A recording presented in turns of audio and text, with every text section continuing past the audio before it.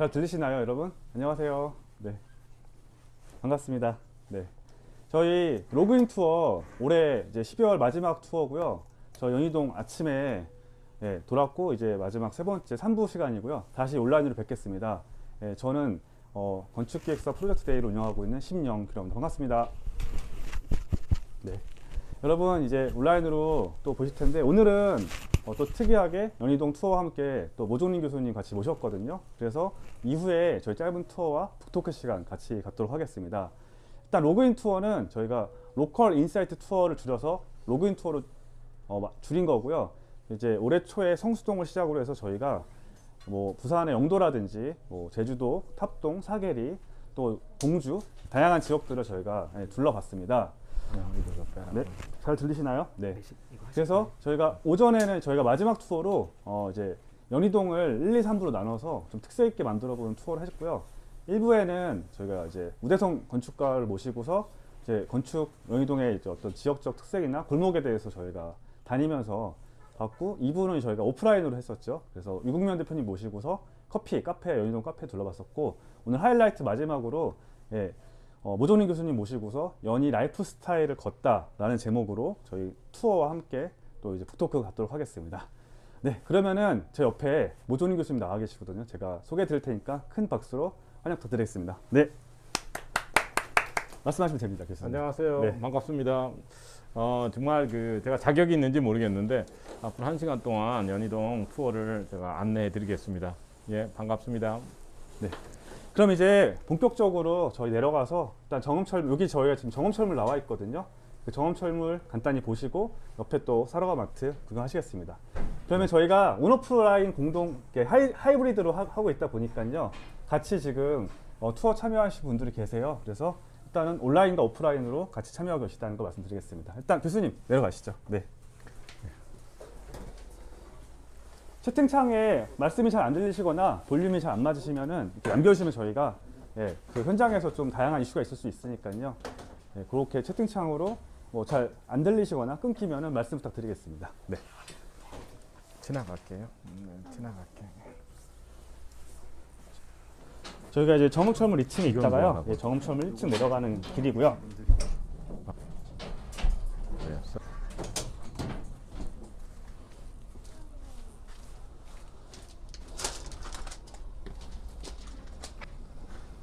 네, 제가 정음철물 간단히 소개드리면요, 여기 정음철물은 원래 그 정음 이제 TV사라는 라디오 수리점으로 있었고요. 된 이제 전파사인데 저희가 최근에 리뉴얼해서 만든 공간이고요. 교수님은 저하고 이제 이렇게 카메라 쪽 보시면 될 것 같습니다. 네. 일단 저희가 첫 번째 시작인데 정음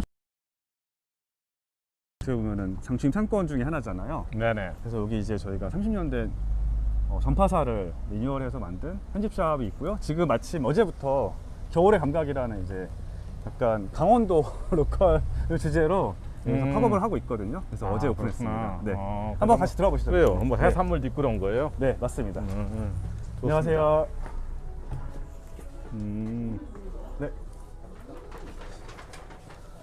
여기 이렇게 겨울의 감각이라는 제목으로요, 저희가 강원도에 있는 로컬 크리에이터 8팀을 모시고서요 하고 있고, 저희가 이제 춘천에 감자빵이 되게 유명하다고 했는데 제가 아침 먹어보니까 맛있더라고요. 그래서 감자빵도 팔고 있고요. 네. 그 다음에 이제 건어물이라든지 여기 보시면은 3일 건어물, 그 다음에 서간의 뻥튀기라는 브랜드도 있고요. 송림 도향, 그 다음에 동해영씨, 을사봉, 슬로우 담담이라는 그런 브랜드 같이 콜라보 해가지고요, 약간 연희동에서 강원도를 만날 수 있는 그런 컨셉으로 저희가 기획을 했습니다. 네. 그러니까 연희동에 로컬 편집샵이 하나 늘어난 거네요. 네, 맞습니다. 그리고 뭐 여기 연남방 아까 참기름도 있고. 네네. 저희가 연말까지 하는 거라서요, 일단은 겨울에 좀 추우니까 따뜻함을 느끼시기 위해서 저희가 이런 공간들을 준비했습니다. 네. 근데 워낙 여기 그 정음철물 컨셉은 이렇게 가드닝 기구들, 연장들 파는 데예요. 여기 철물점이었고, 연희동에 이게 단독주택이 많으니까 아무래도 집 가꾸신 분들이 많아서 그런 분들을 위한 그런 다양한 이런 소품들을 갖다 놨었는데 편집샵을 같이 하기로. 네, 맞습니다. 그렇군요. 그래서 교수님께서도 작년에 그 워크나트 이렇게 멋있는 모자도 구입해 주시고 해서 그러니까 어저께 쓰고 왔었는데. 네, 들었습니다 얘기. 저희가 가끔 동네 주민들이 여기 뭐 하는 곳이냐고 되게 궁금해하시고 좀 헷갈려하시기도 하는데요. 저희는 이제 좋은 콘텐츠를 계속 공급하는 공간으로서 이렇게 운영하고 있습니다. 네, 이게 중요한 게 제가 보기에는 일단 보통 우리 슈퍼 가겠지만 보통 일반 유통회사에서는 이런 강원도의 로컬 크리에이터 제품을 이렇게 모아서 파는 데가 없잖아요. 네. 그래서 이렇게 로컬 좋아하시는 분들이 오셔서 우리가 진짜 강원도를 많이 알기 전에는 찾을 수 없는 이런 좋은 브랜드. 네. 굿즈를 갖다 놓으신 거죠. 감자빵 그런 거. 오늘 처음 시작한 거예요? 네, 어제부터 시작했고요. 저희가 강원도 맥주도 강원도 맥주. 저기 많이 반가우신 분이 또 중앙일보 홍정욱 기자님이 오셨네요. 아, 그러세요? 예. 어서 오세요. 그럼 저희 이제 지나가시고. 기자님 안녕하세요. 도망가세요. 놀러 오셨나요 혹시? 그래요? 투어하세요. 네. 그 여기 연희동 이 구조를 우리 이제 구조를 좀 보셔야 되는데 여기가 이렇게 대로변. 저기가 대로변에서 그 다음에 여기 먹자골목. 잘 들리시죠? 예, 그리고 이제 이게 3차 라인이에요. 그래서 골목상권은 가시죠 이쪽. 차. 네. 그래서 골목상권은 보면 대로변이 아니고 그 뒤에는 먹자골목 그리고 그 먹자골목 뒤에는 시장으로 시작했습니다. 살아가 쇼핑센터가 여기 보시면 이제 여기 주차장이 있는데 연희동에 보통 골목상권은 저 다음 골목이에요. 그리고 그게 전부 더 깊이 들어간다고 보시면 됩니다. 그래서 이상하게 우리 골목상권은 세 번째 들어온 데로 시작돼요. 어느 동네나 먹자골목 다음 골목이 골목상권입니다. 그래서 정음 철물도 그렇고 여기가 우리는 살아가 쇼핑센터 가는데 요게 요 주차장이 없으면 연희동에 차 갖고 오기가 힘들어요. 그래서 살아가 쇼핑센터가 다양한 공공재를 제공하는데 이게 주차장 때문에 여기 동네 경제에 크게 기여하는 겁니다. 네. 그래서 저도 여기 지금 방금 차를 세워놓고 왔어요. 네. 저희 두 번째 가실 공간이 사러가 마트인데요. 사러가 마트가 사실 저희가 투어를 많이 하는데 이렇게 방송 촬영하는 걸 좀 민감하셔가지고 그 카메라는 저가 밖에 있을 거고요. 교수님하고 저희 투어 참여하신 오프라인 분들은 이제 안에 들어가셔서 좀 설명해 주시면 좋을 것 같습니다. 아, 그렇구나. 네. 그럼 제가 일단 마이크는 교수님 건 끄고요. 제 육성만 나가죠. 네, 그렇게 해서 교수님은 이제 오프라인 투어 하신 분들하고 안에 들어가시고 저는 이제 온라인 계신 분들하고 사러가 마트에 대해서 좀 얘기를 하겠습니다. 아, 그래요? 네네. 그런 거예요? 네. 그럼 저는 어떡하지? 요거는 네, 지금은 잘 나가요. 뒤에 다 들리세요. 소리는. 딱 네네. 끄고. 네. 그럼 여기서 이제 들어가시면 될 것 같습니다. 그래요? 이따 다시 이리로 나오시면 됩니다, 교수님. 네. 다시 들어가시면 될 것 같습니다. 네. 여러분들 저 잘 보이시죠? 이제 저희가 항상 이렇게 투어를 하는데 사러가 마트가 이제 어떻게 보면은 이제 사유재산이잖아요. 저희가 이렇게 공공적으로 촬영하고 이런 거에 있어가지고 조금 민감하셔가지고 제가 부득불 또 이제 사러가 마트는 언제나 쉽게 편하게 오실 수 있으니까요. 구경하시면 될 것 같아요. 일단 간단히 설명드리면요. 1967년도에 원래 사러가 쇼핑센터라는 곳이 생겼고요. 원래 이거 1호점이 아니에요. 신풍역이 이제 원래 1호점이었는데 이게 1970년도에 생긴 이제 2호점인데 지금은 거기를 팔았고 여기가 이제 하나 남은 건데 원래 여기가 연희시장이라는 재래시장이 있던 곳이거든요.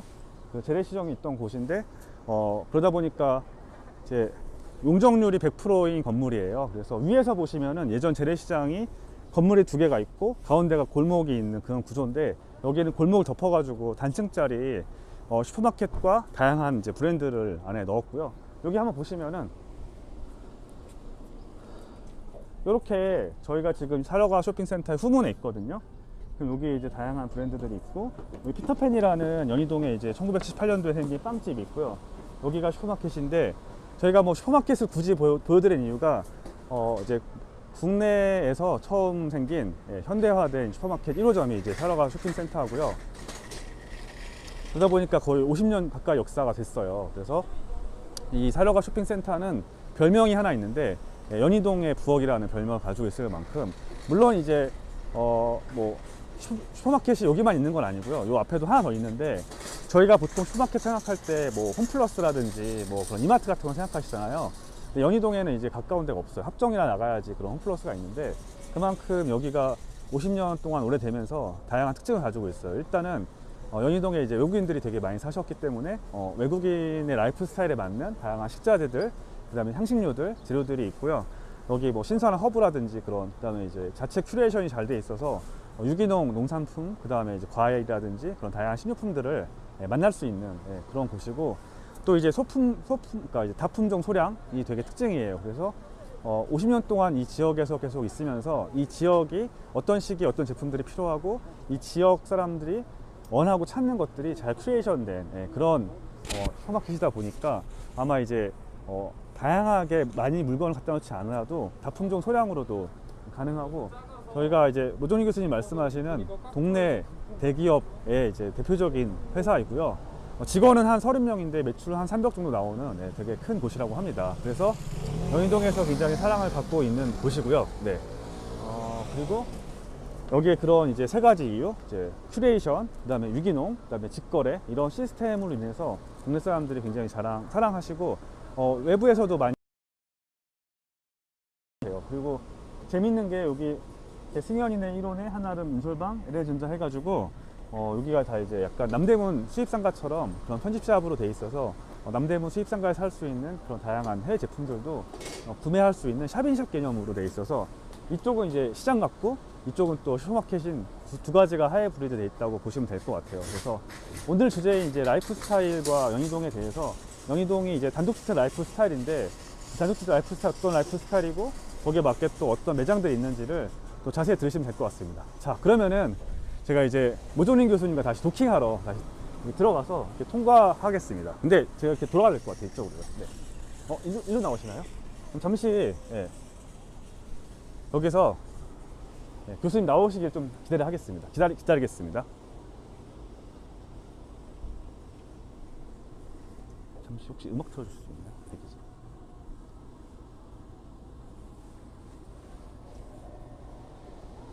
소리 꺼주실 수 있어요? 소리 꺼주실 수 있어요?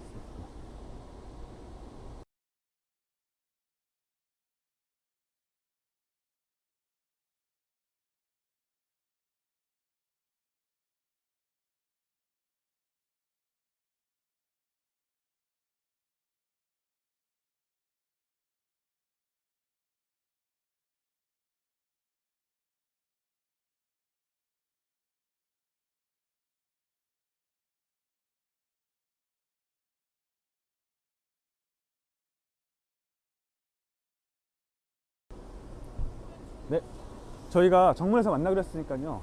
저는 촬영 안 하는 것처럼 해서 할 테니까 따라하시면 될 것 같습니다.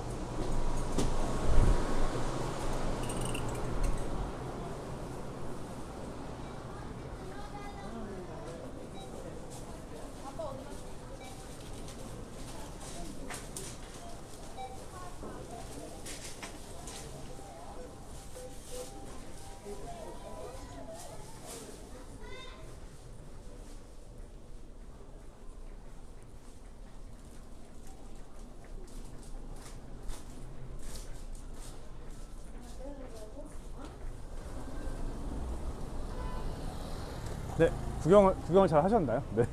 여기서 이제 만나기로 했으니까요. 조금만 더 기다리시겠습니다. 이렇게 온라인하고 오프라인 같이 하다 보니까 이런 것들이 좀 의미가 있는 것 같아요.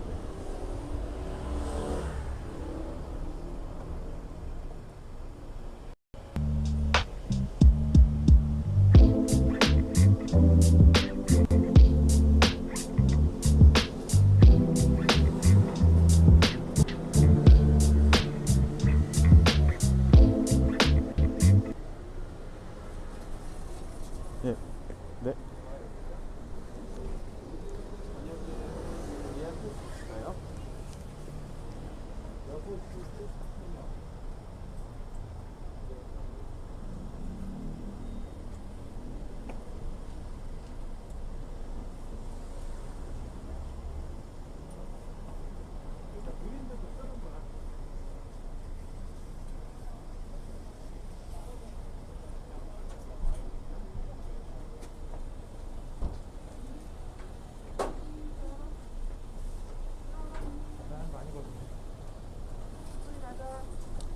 저희가 이제 다음에 갈 곳은요, 연남장이라는 공간하고요, 또 연남장 지나서는 또 연남동으로 넘어갈 거예요. 그래서 연남 넘어가서 연남 방앗간하고 이제 기록상점 그렇게 진행할 예정입니다. 잠시만 기다려주세요.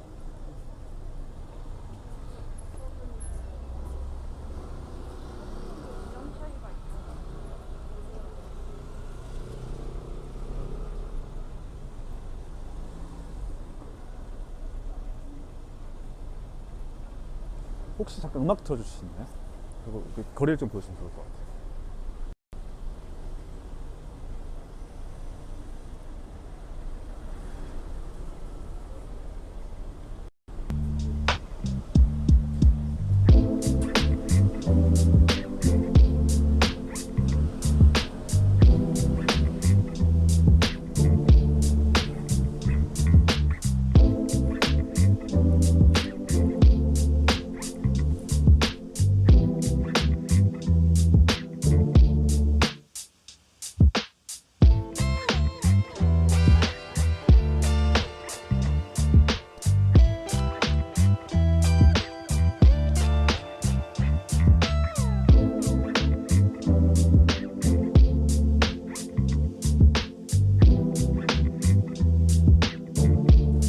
이제 켜드릴게요.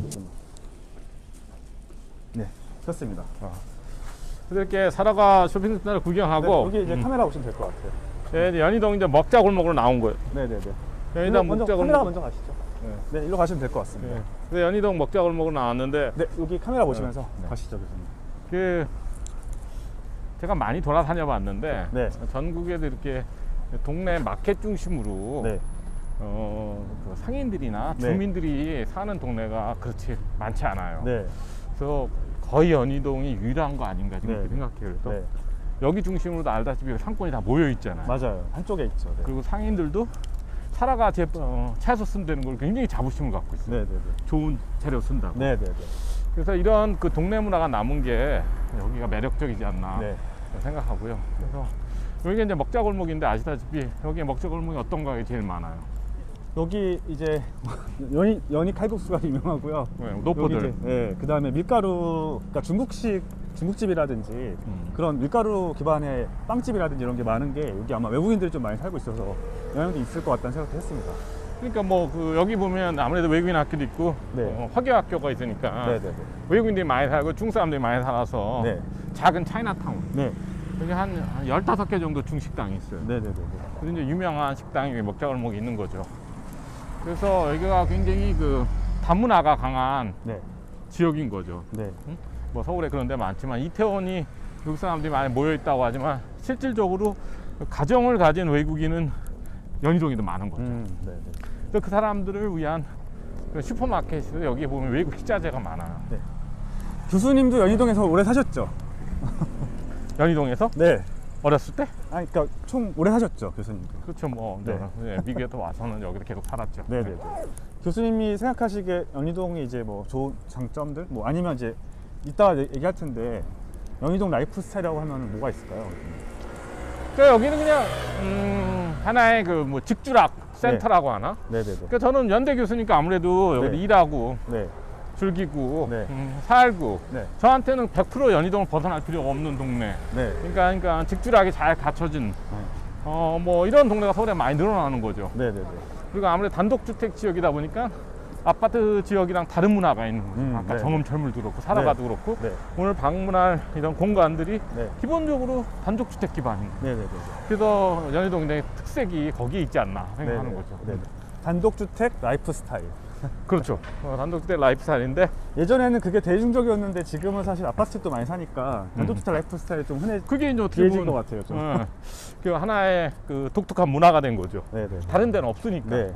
그러니까 서울에 평지에 이렇게 대규모 단독주택 단지가 남은 데 여기밖에 없어요. 그러니까 삼청동이나 네. 뭐 한남동은 다 언덕이잖아요. 네네. 여기는 평지라 그리고 네. 골목상권에 들어가서 이런 그 흥미로운 문화를 만들고 있는데 네. 지금 우리가 근데 연희동에 그러면 항상 이랬던 건 아니에요. 네. 2010년 정도 돼야지 연희동이 젊어졌다고 그래요. 아, 네. 그 전까지는 좀 약간. 쇠락했던. 네. 그러니까 이제 그 90년대 정도 되면 다 강남으로 가기 때문에 네. 연희동도 영향을 받아서 네. 사람들이 이제 여기 떠나는 동네였는데 갑자기 2010년에 저희가 사람들이 모이기 시작했어요. 네. 근데 그거는 홍대권의 영향을 받았는데 네. 이 지금 우리가 진입하는 네. 이 굴다리 때문에 가능했던 거예요. 이 길이 이 굴다리가 없었으면 네. 연남동 유동인구가 못 넘어오는 거죠. 아, 그쵸, 그쵸. 그래서 이게 어떻게 보면 연희동을 살린 네. 이게 굴다리입니다. 참고로 여기가 위에 성산대로고요. 연대 앞에 지나가고 성산대교로 지나가는 연희 IC가 있는 성산대로고 불다리가 한 개 더 있잖아요. 저기가 이제 그 경의선 경의선 철도, 철길. 예, 철길 그 두 개가 있는데요. 사실 행정구역상 여기까지도 연희동이거든요. 맞습니다. 근데 연남동하고 연희동하고 원래 이제 한 개 동이었는데 지금은 이제 마포구 서대문구로 분리됐고요. 그러면서도 이제 이런 두 개의 어떻게 보면 이제 그 지하도를 지나와야지 이제 만날 수 있는 동네에서 확실히 연남동하고 연희동이 좀 분리된 느낌이 사실 또 있어요. 네. 그러니까 중간에 이렇게 이제 아파트가 안에 들어오면서 네. 문화가 좀 달라지긴 했는데 옛날에는 그 연남동이 연희동의 남쪽이라는 뜻 아니에요. 맞아요. 네. 그래서 거기가 오히려 좀 싼 지역이었는데 네. 지금 거꾸로 됐어요. 비싸졌습니다. 더 네. 연남동이. 그래서 연남동 훨씬 비싸져서 연희동 네. 서대문은 좀 약간 네. 옛날에는 좀 그렇죠. 네. 박탈감을 느끼고 박탈감을. 사실 원래는 연희동이 제일 비쌌잖아요. 그리고 그러니까요. 연희동 주민들이 훨씬 잘 살아서 연남동에 놀러 가지 말라고 여기 위험한 사람들 그랬대요? 많이 산다고 아, 어렸을 때 제 친구들이 그렇다고 하더라고요. 근데 근데 뭐 지금은 바뀌었어요. 그러니까 도시 문화가 바뀌면서 라이프스타일이 바뀌면서 사람들이 연남동을 더 선호하는 거죠. 문화가 더 많이 집중돼 네. 있으니까. 근데 연희동도 혜택을 본 거죠. 근데 그리고 2010년도에 아무래도 홍대 상권이 젠트리피케이션 때문에 그렇죠. 많이 쪼개지고 확산되면서 그쪽 그 망원동하고 일로 넘어온 것 같아요. 어떻게 그럼요. 보면. 거기도 카페들 여기 이제 연희동 1세대 카페들 뭐 제니스나 네. 이런 카페들이 되게 홍대에서 넘어온. 네. 그리고 지금도 비하인드 리메인도 그렇고 그 다음에 그 포렌폴이나 유어마인드, 포렌폴리나 유어마인드도 제니스가 다 홍대 기반으로서 1세대 이제 문화 공간들인데 이게 다 어떻게 보면 임대료 때문에 이쪽으로 좀 더 넘어왔다는 게 되게 특징적이에요. 연희동은 혜택을 본 거죠. 그죠? 네. 여기서 차 조심하세요.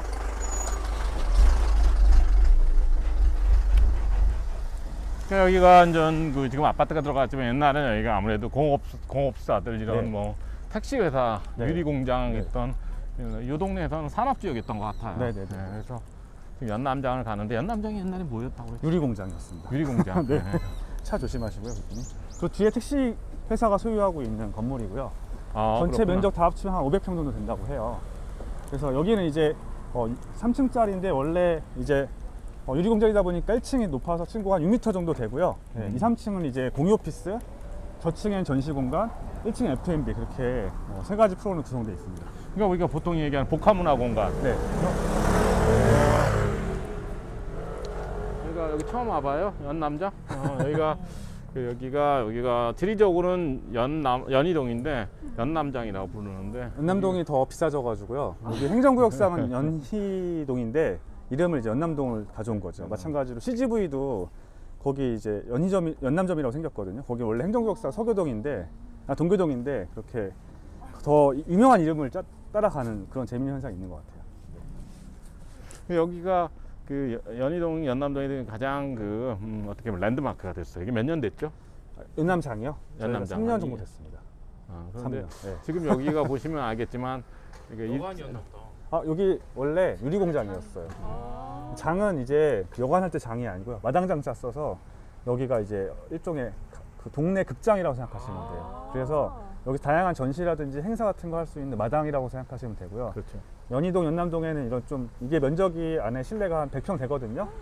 그러니까 이 정도 면적이 되는 곳이 없어가지고 여기 공장이었으니까 있었던 것이고요. 그래서 여기에 가운데 저렇게 그 저기 무대가 돼요, 테이블을 이게. 둬서 무대로 바꿔서 네, 여기 무대가 돼요. 재즈 공연이나 가운데가 DJ 테이블이 공연 크게. 같은 걸 하고 있습니다. 네. 그리고 저쪽이 맞아요. 저쪽이 네네네. 저기가 관람석이 돼 버리는 거예요. 2층 이렇게 1층, 2층 사이에서 내려다 보면 꽉 차면 100명 들어가요. 150명 들어가. 150명 한번 들어가서 보시죠. 들어가서 네네. 저희가 여기 일부러 층고가 높다 보니까 이렇게 큰 문을 만들어가지고 그 큰 대문을 열어 들어갈 수 있게 하는 컨셉으로 만들었거든요. 네. 저 보시면은 지금 많은 보통 이제 카페처럼 평소엔 쓰이다가요. 저희가 행사했거나 팝업 행사했을 때 여기 가운데 큰 테이블에서 이제 무대를 만들어서 하고 아까 말씀하신 대로 저기 2층에 복층에 사람들이 내려다 볼 수 있도록 했고 이쪽은 이제 그 연남방앗간이라는 카페 운영하고 있고 여기는 이제 팝업 레스토랑 해서 F&B 같이 끼고 있는 저층부 문화복합 공간으로 하고 있습니다. 네. 그렇죠. 그러니까 이게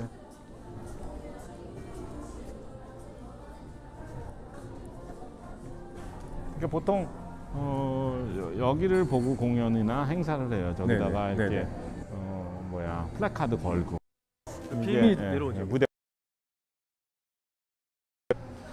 그래서 이런 그 사람들 내가 많이 모시고 와도 이런 거 굉장히 혁신적인 거 다른 나라에도 없는 것 같아요. 네. 이렇게 하이브리드형 그러니까 뭐 이게 뭐 팝업, 이게 팝업 스페이스. 멀티퍼포스 룸인데 네네네. 다양한 용도로 쓰는 거죠. 그래서 사람들이 굉장히 여기를 좋아합니다. 참신하다고 생각해요. 네네. 그래서 여기 식당, 여기는 카페. 네.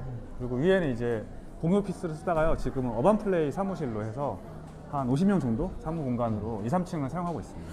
그래서 요새는 코워킹, 네. 콜리빙 그리고 이런 그 상업 시설, 네. 그러니까 직주락을 한 건물에 같이 넣어요. 네. 그래야지 이게 그 문화를 만든다. 그냥 네네. 24시간 돌아가게끔. 그래서 그게 동네도 직주락 센터가 되고 공간도 직주락 일체 공간이 되는. 그게 아주 재밌는 현상인 것 같고 이거의 대표적인 케이스인 거죠, 연남장이. 직주락 라이프 스타일이란 말은 교수님이 처음 만드신 건가요? 아니에요. 도시 쪽에서 보통 이제 직주락 센터라는. 직주 근접이라는 말을 많이 썼는데 락은 사실은 없었거든요. 그렇죠. 직주인데 거기는 이제 워크 리브 플레이라고 그래요. 네네네. WLP WLP 센터라고. 네네네. 그래서 그거는 뭐 도시학에 하는 얘기예요. 네네. 알겠습니다. 그러면은 교수님 이제 다음 공간인 과학관으로 아니 잠깐 더 봐요. 아, 네네.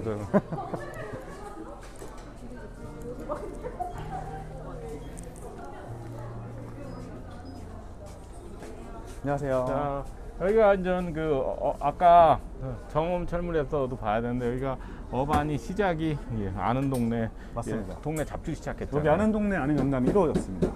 아는 연 여기 이제 그 아는 연이도 곧 나와요. 네네. 그래도 이번에 여기에 쓰셨죠 교수님? 다양한 동네 네. 그 여기 로컬 컨텐츠고 새로 나온 잡지고 저기 여기 제 책도 여기 있고 아유 이게 하이라이트였는데 여기도 있고 네, 머물고 싶은 제가 다시 한번 머물고 싶은 동네가 뜬다. 네. 여기 로컬 전성시대. 그래서 이런 그 로컬이나 동네 컨텐츠는 어반 플레이가 저랑 같이 많이 협업을 해요. 네. 그래서 이게 왜 중요하냐면 우리가 동네 앞으로 경제를 봤을 때 컨텐츠 중심의 상권이라면 여기가 대표적인 거죠. 그러니까 이렇게 컨텐츠 동네 잡지를 시작하면 동네 잡지를 하다 보면 동네 브랜드를 많이 알아요. 그러면 한 군데 모아요. 편집자 하다가 어떤 일이 벌어지냐면 자기네가 뭘 만들고 싶어요. 그래서 제조업으로 넘어가서 아까 참기름도 그렇고 참깨 라떼도 그래서 발명한 거예요. 그래서 참깨 라떼는 그 한국 야구르트랑 같이 해서 그 전국적으로 유통돼요. 캔으로. 그래서 로컬 컨텐츠 시작해서 제조업으로 넘어가는 과정을 잘 보여주는 기업이에요. 중요하다. 그래서 여러분들이 이제 로컬 창업에 관심 있으면 이렇게 한번 블로그라도 해서 동네 경제를 좀 공부하자. 제가 항상 조언하는 말입니다. 교수님 책 나왔으니까 그 세 권 시리즈가 어떻게 기획됐는지 좀 걸어가시면서 좀 말씀해 주시죠. 예. 네. 처음에 이제 골목길 경제학자로 이제 골목길이라는 이제 화두를 가지고 첫 번째 책 쓰셨잖아요. 그러니까 지역 발전에 관심이 있는데 네. 우리나라 한국 지역에서 어떤 그 창의적인 활동이 어디서 일어나느냐 네. 제가 계속 이렇게 찾았는데 네. 그 전국적으로 골목상권이 저는 창조 도시라고 생각하는 거예요. 네. 네. 여기서 창의적인 소상공인 로컬 크리에이터들이 아주 그 동네에 네. 차가 없네. 이쪽으로 피하시죠. 자원을 활용해서 네. 어떤 새로운 문화를 만든다고 생각했어요. 네. 그래서 이제 기업 생태계 차원에서 저는 보는 거죠. 그게 2015년이었네요. 제가 정확하게 연도가 기억 안 나는데. 그러니까 2015년부터 글을 쓰기 시작한 골목에 대해서 네, 그 전에는 네. 작은 도시 큰 기업에서 어떤 라이프스타일 기반 지역 산업에 관심이 많았어요. 그래서 뭐 강릉의 커피 산업이라든가 뭐 제주도의 화장품, 양양 서핑 이런 쪽이 좀 더 네. 커질 줄 알았는데 그것도 나름 성장하는데 가장 급속하게 성장하는 저는 그 지역 경제 산업이 골목 산업이라고 생각합니다. 저는 되게 놀라운 게 사실 지금이야 골목길이라든지 이런 거 많이 로컬 주목받는 때지만 사실은 그때는 골목길을 주목하는 사람이 별로 없었잖아요. 근데 이제 하필 골목길을 주목하셨던 뭐 이유가 있을까요? 교수님? 아니 저는 이거 여기도 보면 제가 연세대학교 오래 있었는데 연대 동문, 네. 정문 여기가 북문 지역인데 서문이고 여기 북문. 네, 연세대 서문. 삼국지. 네네네. 그 글을 많은 분들이 읽어주셨는데 그 세 동네를 보면 우리나라 도시 역사를 네. 제가 똑같은 카피라고 생각해요. 마이크로코즘이라고 하는데 네. 이 연희동이 그러면 제가 처음에 연대 왔을 때 연희동이 제일 약했었는데 그런 게 지금은 네네. 세 동네 중에 가장 활기가 있으니까 그거 네. 재밌잖아요. 사회과학자로서. 네네네.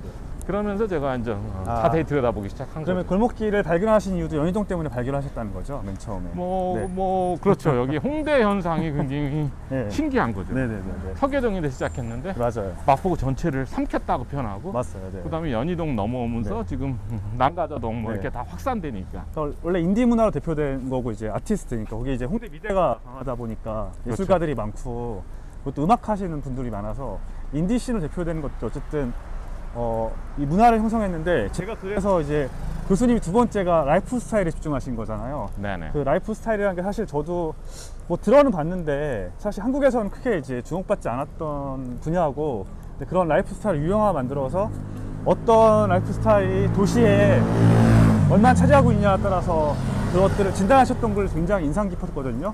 두 번째 책으로 라이프 스타일 좀 포커싱 하셨던 배경이 특별히 있으실까요?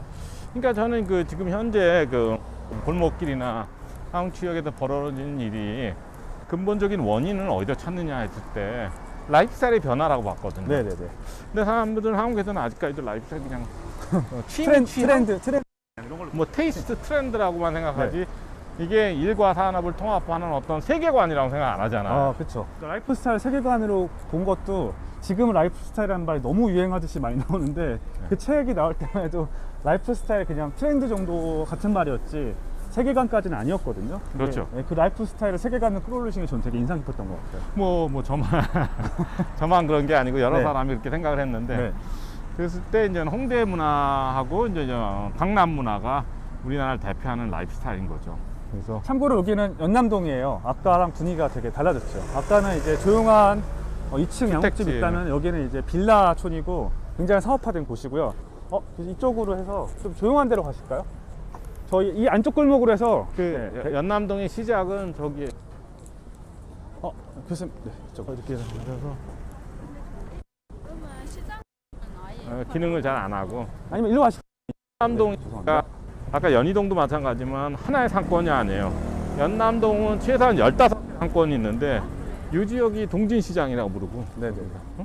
저쪽이 미롯길? 미롯길은 요 뒤에. 안에 저 뒤에. 네, 여기 옆에. 벚꽃길. 벚꽃길. 네. 이런 식으로 해서 저는 이걸 툭툭 누들타이길이라고 그래요. 여기가 툭툭 누들타이가 개척을 해서 이전을 했어요. 저 안으로. 그래서 요걸 툭툭 누들타이길이라고 그러고 요걸 차이나타운 여기는 차이나타운에서 이렇게 나누면 15개를 찾을 수가 있어요. 교수님 또 이제 그런 아까 라이프 스타일 일단 말았는데요. 그 라이프 스타일 대표적인 유형 몇 가지만 소개시켜 주세요. 그러니까 이제 제일 크게 보면 네. 보통 이제 기업가 문화, 그러니까 부르주아 문화하고 네. 부르주아 문화. 네. 보헤미안, 보헤미안. 이게 양축이에요. 네. 그러니까 예술가적으로 사는 사람들, 그러니까 그게 홍대고, 네. 그리고 이제 어떤 기업인처럼 네. 청교도 기독교인, 그게 이제 부르주아인데 네. 그게 강남이죠. 네. 그런데 이제 보헤미안 그룹이 많이 어떻게 되면 이렇게 분화된 거죠. 그래서 다양하게. 뭐, 예. 네. 거기서 이제 힙스터도 나오고, 노마드도 나오고, 보보스도 나오고, 뭐 히피도 나오고. 네. 그래서 크게 보면 보헤미안데 히피, 네. 보헤미안데 부르주아인데 네. 한국에서는 보헤미안 문화가 홍대 지역에서 살았던 거죠. 단 데는 다 없어지고. 연희동을 보보스라고 하셨잖아요. 교수님 책에 보면은요. 그러니까 이게 그것도 이제 설명해 그러니까 주세요. 전 세계적으로 보보스 지역은 네. 예술가 지역 옆에 있는 고급 주택가예요. 네. 그러면 뉴욕 같으면 웨스트 빌리지가 웨스트 빌리지. 네. 그린시 빌리지에 있는 고급 주택가라서 거기가 보보스 지역이죠, 대표적인. 네. 그래서 한국으로 따지면 보보스 지역이라고 하면 약 서촌도 될 수가 있고 삼청동 될 수가 있고 네, 네. 부암동 될 수가 있는데 그래도 연희동이 홍대에 없다 보니까 여기 예술가들이 많이 문화적인. 살고. 네, 네. 그리고 한국에서는 골목 단독주택 사는 게 보면 어쨌든 가면 부르주아랑 다르게 사는 거 아니에요. 네, 네, 네. 아파트 안 사니까. 네, 네. 탈 그리고, 아파트. 네. 그리고 여기가 대체적으로 부유하다고 하니까 네. 그게 보보스 개념이랑 맞는 거야. 네, 네, 네. 그러면은 이제 노마드와 또 보보스는 또 되게 다르잖아요. 네. 네. 그러니까 이런 라이프 스타일도 있는데 그 라이프 스타일의 전체 인구가 차지하는 비중에 따라서 뭐 한국 사회의 분화라든지 변화 같은 것도 좀 짚었던 것도 좀 인상 깊었거든요. 그러니까 우리나라가 이제 부르주아 비중이 제일 높은 나라 중에 하나고 네. 지금 보면 86%가 물질주의자인데 네. 이번에서도 왜 2주 전에 뭐 크게 뉴스가 거리가 됐잖아요. 한국에서 선진국 중에 물질적 네. 안정을 가장 중시하는 나라가 한국 제일, 하나라고. 제일 높잖아요. 네, 네, 제일 비중이. 높고 하나 유일하게. 네. 그랬을 때 우리나라 물질주의가 강한 나라죠. 네, 네. 왜냐하면 사실은 뭐 부자 된 지가 얼마 안 돼서 그런 거예요. 그러니까 뭐 그러니까 원래 순서가 이제 가난하다가 물질주의, 그러니까 돈이 많이 생겨서 부자가 돼서 물질주의 됐다가 이제 탈물질로 가는 거잖아요. 그렇죠. 그다음에 예술가처럼 사는 게 정신세계에 그게- 관심이 그렇죠. 있어지고. 네. 그런데 젊은 사람들은 물질적인 풍요 속에서 사니까 네. 탈물질 추구하는 게 당연한데 그러면 근데- 이제 성장 시대에는 물질주의가 그렇죠, 그렇죠. 팽배했다가 지금 어쨌든 이제 탈산업화 시대로 조금 더 이제 젊은 친구들이 먼저 나이가- 가는 예, 거예요. 예. 해괴문을 지면서 이제 탈물질 시대로 가는 어떤 그런 과정이 있다는 거죠. 그렇죠. 뭐 해외 경험도 많고 여행도 많이 가고 네. 그러다 보니까 먼저 눈이 뜬 거고 어떻게 보면 뭐 자연스러운 과정인 거죠. 근데 이게 탈물질주의라고 해서 뭐 물질 포기하는 게 아니고 물질주의는 물질 플러스 물질이고 네네. 탈물질은 물질 플러스 뭐 예술가 정신. 뭐 아니면 네. 뭐 창의성, 네, 네. 노마드는 이동성. 네. 그러니까 다른 가치를 찾는 데는 뜻입니다. 네네. 근데 물질적인 기반이 있어야 되는 거죠. 그게 이제 3부작에서 마지막 버전으로 오면 드디어 이제 어떤 지역 도시와 이제 동네 얘기로 이제 귀결되잖아요. 골목길과 라이프 스타일이 만나는 어떤 접점 허브로서의 이제 그 거주 지역 이런 말씀하셨는데 뭐 저희가 토크 때 이제 얘기하긴 할 건데 간단히 그 세 번째 책에 대해서도 좀 소개해 주신다면 어떤 게 있을까요, 교수님? 그러니까 그러니까 라이프 스타일이 변하면서 이제 동네에 대한 어떤 사람들 생각이 바뀌고 동네 성격에 대해서 얘기하잖아요. 그러니까 네. 뭐 한남동이 다르고 연남동이 다르고 다르다. 네. 연희동이 다르고 그걸 갖다 뭐 아파트 지역 그리고 골목 지역으로 나눈 것보다는 이 골목 지역도 보면 서계동은 뭐 보헤미안 네. 그리고 뭐 연희동은 보보스 네네. 이런 식으로 조금씩 다르다는 거죠. 네네네. 저희 어. 말씀드린 가운데 이쪽은 이제 경의선 숲길이고요. 이쪽이 이제 연남 방앗간인데 그 어반플레이가 2017년도 4월에 가장 먼저 이제 2018년이구나 죄송합니다. 2018년에 4월에 오픈했던 가장 먼저 공간이고 사실 마을은 방앗간인데 방앗간이고 이제 외적으로 보면 관계는 없어요. 그냥 마을은 방앗간이고 원래 이제 연남동에 있던 2층 양옥집인데 여기 컨셉이 카페이긴 하지만 이제 카페라기보다는 F&B 그러니까 식음 관련된 편집샵이라고 보시면 될 것 같고 여기 계속 전시라든지 다양한 거 아까 말씀하신 이제 참깨라떼라는 걸 개발도 하고 그걸 이제 유통도 시키고 그런 다양한 이제 뭐 된장이라든지 뭐, 그런 여기도 장 같은 복합문화 거에 공간이에요. 네. 복합문화 공간. 그래서 들어가서 보시죠. 네. 그래서 한번 가보시죠. 여기도 지하가 있고요. 지금 올라가시는 데가 이렇게 정원이 딸려 있고 1층 공간이에요. 여기 이제 저희가 참깨 만든 블렌딩한 이제 그 참기름도 볼 수 있습니다. 네, 잠시 구경하시겠습니다. 손님들이 많아가지고 좀 복잡할 수도 여기는 있어요. 부산 브랜드. 아까는 거긴 강원도였잖아요. 네네네. 이제 부산 브랜드를 모은 거예요. 그래서. 손님들이 안 잡혀야 된다 해서 아, 네네네. 네네, 여기서 그냥. 여기서 더 들어오시면 안 되고요. 끊기니까. 안에 저희가 전시가 있거든요. 전시가 없구나. 여기 보시면 부산, 여기 네. 그러니까 이제 그 로컬이 중요해지면서 뭐 부산은 큰 도시인데 뭐 군산, 뭐 강릉, 뭐 소도시도 이제 로컬 브랜드가 많이 나와요. 이제 부산을 대표하는 커피, 몬모스 커피, 그리고 이제 명란, 그리고 뭐 이대명과 전병 이런 부산 브랜드가. 근데 우리가 사실은 우리가 뭐 부산 가서 금방 찾을 수가 없는. 그러니까 뭐 극소수의 사람만 아는 거 아니에요. 그러니까 서울에다 이런 걸 편집해서 모으면 서로 윈윈을 하는 거죠. 그래서 연남 방앗간은 어떻게 보면 기업이에요. 아까는 한번 보시면 챕터 1, 챕터 2, 챕터 3 계속 나오는 거죠. 전국을 다 이제 기록상점이라는 곳 갈 거고요. 기록상점 어떤 공간인지 제가 이제 그 여기는 사실은 여기 그 단독주택의 구조 같은 것도 보여드리면 여기가 보시면 손님 다 너무 원목이고 나오시면 이게 샹들리에해서 네. 전반적으로 이게 건축적으로 굉장히 아름답다는 거죠. 네네. 그래서 이게 70년대 건물들인데 70년대 지은 건물들인데 그때는 그 집을 질 때 평생 살려고 지었기 때문에 이런 조각이니 그 나무 이런 것도 많이 투자를 했대요.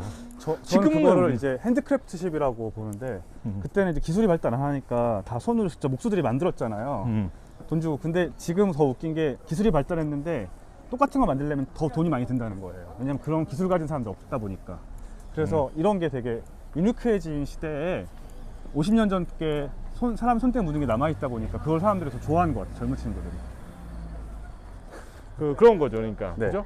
이거를 지금 다시 재현하는데 돈이 많이 든다는 거죠. 네네네. 할 수 있는 기술자가 없대요. 그러니까 아까 같은 계단이라든지 천장 셀링의 그 조각들을 지금 하려면 하는데 너무 비싸고 할 수 있는 기술자들이 없다는 게 되게.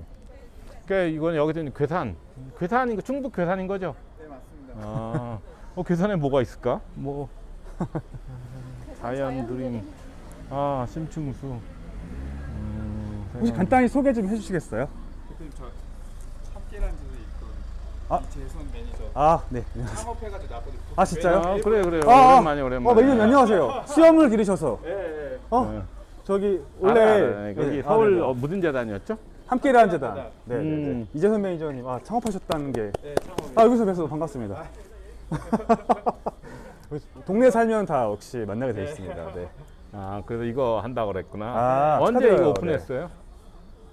오늘 오픈했습니다. 아, 진짜요? 오늘. 어제 가오픈이었고 저희가 잘 왔네요. 네. 안에 저희가 지금 계산의 컨텐츠를 모아가지고 진행을 하고 있습니다. 저희가 라이브로 하고 사진이죠. 있거든요. 아, 네. 네, 사진은 네. 라이브 계속 찍고 투어를 하고 있어요, 있습니다. 사람들. 그런데 여기 오셔가지고 네, 네.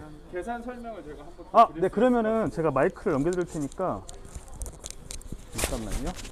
제가 또 매니저님 너무 좋아했는데 딱 맞춰서 이렇게 할 테니까요. 네. 요 수신기는 요 이제 이쪽으로 향하셔야 되고요. 아, 네네. 네, 저희 갑자기 이렇게 생방송으로 이렇게 말씀드려가지고 당황스럽긴 한데 저희가 충북 괴산의 컨텐츠를 가지고 저희가 로컬 크리에이터들과 많은 로컬 컨텐츠들을 개발 및 발굴해가지고 요번에 연남방앗간에서 1층에 팝업 스토어를 진행을 하고 있습니다. 그래서 오시면 괴산의 컨텐츠들을 많이 만나보실 수 있고 괴산의 이야기들을 보실 수 있을 것 같습니다. 안에 보시면 좀 소개시켜드릴게요. 저희가 이렇게 들어가면 이제 끊겨가지고. 아, 그냥 네네. 호텔에서 물건 아이템이나. 그러면 저희가 여기에 지금 보시면 여기 같은 경우에는 괴산의 그 농수산물로 만든 생강청이에요. 그래서 유기농 친환경으로 조성이 되어 있고 여기는 사과 직접 수제로 만든 청이고요. 이거는 저희가 같이 서울에 계신 조향사 팀이랑 같이 괴산에 내려가 가지고 괴산의 향을 개발한 이야기입니다. 그래서 고이고이라고 해서 괴산의 향으로 우드 계열의 향을 같이 개발하고 스토리텔링을 진행한 작품이고요. 여기에 보시면 이 같은 경우는 저희 업사이클링 도마입니다. 그래서 직접 업사이클한 나무를 구하셔서 직접 업사이클한 도마이고 이거는 지금 괴산에 계시는 작가님이 만드신 이제 크리스마스 카드입니다. 안에서 보시면 여기 저희 괴산이 자연이 아름다워요. 그래서 괴산의 조성을 해 놓았고 안에서 계산 고양이신가요? 괴산이 고향이 아닙니다. 또 네. 반전 고양이 계산이 아니고요. 여기 안에서 보시면 계산의 이야기들 그림들을 보실 수 있을 것 같습니다. 감사합니다. 매니저님 또 다음에 놀러 오겠습니다. 네. 네. 저 진짜 몰라봤어요. 죄송합니다. 네, 저도 그래서 얼굴 네, 내려보고 네, 말씀드릴게요. 감사합니다. 네. 감사합니다. 그러면 저희 이제 마지막 공간 가시고요. 이게 되게 네네네. 되게 재밌네요. 저희가 작년에 그 서울시에서 골목길이라는 이제 큰 행사를 했었는데 정음철물 초대해 주셔가지고 예, 골목길 그때 이제 또 코로나 한참 심할 때여가지고 랜선으로 저희가 소개시원 역할 하셨는데 제가 지나가는데 수염을 기르셔서 몰라봤어요. 근데 또 그때 창업하셨다고 저한테 말씀해 주셨는데 이렇게 괴산 브랜드를 소개하는 창업을 하시고 이렇게 저희가 짠 건 아닙니다. 짠 건 아닌데 만난 것 같고요. 네, 교수님 이제 오셨으니까 저희 마지막 공간 가시면 될 것 같습니다. 네, 이동하시겠습니다. 가시죠, 교수님. 오늘 그냥 운이 좋았네요. 네, 그러니까 저도 이재선 매니저 창업하셨다고만 들었는데 여기서 만날지 몰랐습니다. 강원도도 보고 부산도 보고 괴산도 보고. 네, 괴산도 보고 여기가 그 로컬의 실리콘밸리 맞네요. 아, 네, 그죠? 그러네요. 예. 그래서 연남이 연이 오면 전국의 로컬을 만날 수 있다. 네. 좋은 것 같아요. 네.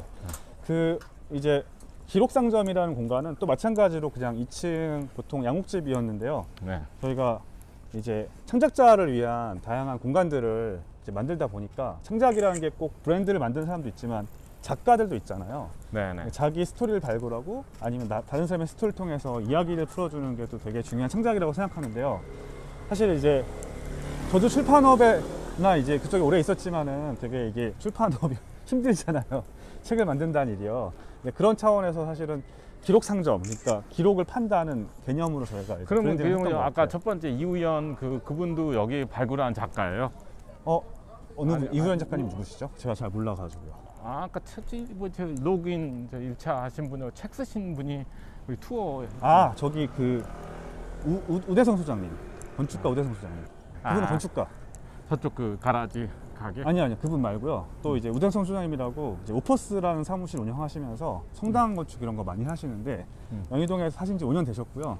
그래서 이제 5년 동안 매주 1년 반 동안을 안 쉬고서 그 이제 사모님하고 같이 전체 영희동 길을 다 걸으신 거예요. 그래서 그걸 건축적으로 또 쓰셔가지고 이번에 1월 달에 아마 이제 그러면 우현이 거기 주로 뭐예요? 그럼 그거는 주로 전시 중심으로 쓴 책이에요? 아니 길 중심으로 길과 도시와 건축과 이제 뭐 거기 사는 사람들의 연희동 이야기. 길 중심으로. 네, 그래서 모든 길을 다 답사하셔가지고 쓰신 책이 우현이 걷다. 그러니까 우현이요 우대성의 우하고 이제 사모님 성이 현 씨시거든요. 그래서 우현이 이제 건축가분하고 사모님분 합쳐가지고 우현이 걷다 그렇게 된 거예요. 재밌네요. 네네. 근데 두 그분도 번째는 이제 카페 관점에서 보고, 첫 번째는 길 차원에서 보고, 네네네. 저는 라이프스타일 관점에서 맞습니다. 보는 그래서 거구나. 이제 종합해서 네, 그런 차원에서 연희동이 이제 카페가 많아지는 거에 대해서 저도 연희동 주민으로, 아니, 그러니까 연남동 주민으로서 굉장히 저는 이제 좋거든요. 카페가 어떻게 보면 도시의 이제 그런 라운지 같은 거잖아요. 휴식을 그렇죠. 취할 수 있는 제3의 라운지가 공간이라고 제3의 하고, 공간, 서드 플레이스라고 이제 스타벅스가 서드 플레이스라고 스타벅스가 이제 얘기를 하는데 어쨌든 도시에서 사람들이 어떤 쉬거나 다른 걸 할 수 있는, 그러니까 집과 직장이 아닌 세 번째 공간 서드 플레이스라는 개념으로 이제 많이 나왔고 그 서드 플레이스가 진화를 계속 하는 거죠. 그러니까 집과 직장은 진화가 늦고 대신에 이제 세 번째에 서드 플레이스가 계속 진화를 하는 모델을 보실 수 있어요. 저희 오른쪽으로 바꿔주실게요. 저희 거의 다 왔고요. 그 책에 대해서 좀 어쨌든 마지막 종합편에 대해서 조금 더 그래서 설명을 이제 해주세요. 이렇게 네. 그러면 그 이렇게 골목길을 바꾸는 그런 사람들이 누구냐? 근데 우리가 보통 우리끼리는 로컬 크리에이터라고 하는데 뭐 다 이렇게 많이 뭘 하는 분들인지 모르잖아요. 그래서 그분들의 비즈니스 모델을 제가 정리했어요. 그게 머물고 싶은 동네가 뜬다. 네. 그러니까 세 번째 시리즈 책이죠. 머물고 싶은 동네가 뜬다. 뜬다. 네, 머물고 싶은 동네의 컨텐츠가 네, 뭔지, 네. 그럼 그 컨텐츠를 누가 어떻게 만드는지. 네. 또 창업 가이드북이에요. 아. 로컬 창업 가이드북이고, 골목길 자본론은 그 골목길의 흥망성쇠. 네. 근데 거기서 이제 창업을 하려면 뭘 해야 되는지를 좀 제가 지금 다양한 사례를 정리한 책입니다. 그래서 그 로컬 크리에이터들이 우리나라에 더 많이 늘어나야 된다고 생각하는 거예요. 네네네. 그래서 현재로선 이게 동네 기회가 많이 왔는데 활용할 사람이 부족하다 생각해서 네네. 그 로컬 창업을 좀 우리가 육성해야 되는 게 아닌지. 근데 한국 사회들은 자꾸 소상공인 자영업이 너무 많다고 하니까 뭐 그건 맞을지 근데 모르지만, 정부에서 육성을 많이 하잖아요, 그래도요. 네. 네. 근데 로컬 크리에이터는 부족하다 생각 안 해요? 네, 많이 부족하죠. 네, 많이 부족해서 네. 우리가 운이 좋으니까 여기는 연희 연남만 해도 홍대 크리에이터들이 많이 넘어와서, 네. 하지만 전국의 쪽으로 보면 그렇죠. 뭐 저 다른 데가 제주 가도 뭐 사실은 홍대 출신들이 많아요. 아, 그렇죠. 어떻게 그럼- 보면 전국의 창의적인 인재 양성소 지역이 홍대가 됐던 발전소인 거네요. 거죠. 발전소가 됐죠. 문화 발전소죠, 홍대. 네. 평가해야 되지 않은가 그렇게 네. 생각하고요. 일단 차 조심하세요. 이런 그 연희동 문화, 이렇게 추운데도 저렇게 바깥에 나와서 먹는 거죠. 훌륭하다 생각해요. 참고로 여기는 이제 벚꽃길이라고 그래가지고요. 서울시에서 이제 네, 그 도시정비예요. 가로 정비 해가지고 전선을 다 지중화시키고, 그러니까 지중화라는 건 땅에 묻었다는 거죠. 그렇죠, 그렇죠. 원래 이 아래쪽은 이제 냇가가 지나가던 자리라서 건물을 못 짓는데요. 그러니까 공공 이제 도로인데 여기에 이제 원래 개성이 없는 곳이었는데 이렇게 벚꽃길이라고 해가지고 지중화시켜서 훨씬 걷고 싶고 이제 머물고 싶게 하는 그런 거리로서 조성한 거라서 이게 지금 거의 10년이 됐는데 굉장히 이제 잘 작동하고 있고, 뭐 휴먼타운의 하나 이제 어쨌든 시범 사업 중에 하나였는데 지금은 또 개성 있는 이런 카페들이 계속 생기고 있어서 연희동에 이제 그 경의선 숲길 이전에 먼저 만들어진 것이고, 네. 경의선 숲길과 함께 더불어가지고 두 개의 공간이 같이 이렇게 걷고 싶은 거리를 만드는 중요한 자원으로서 활용되고 있는 것 같습니다.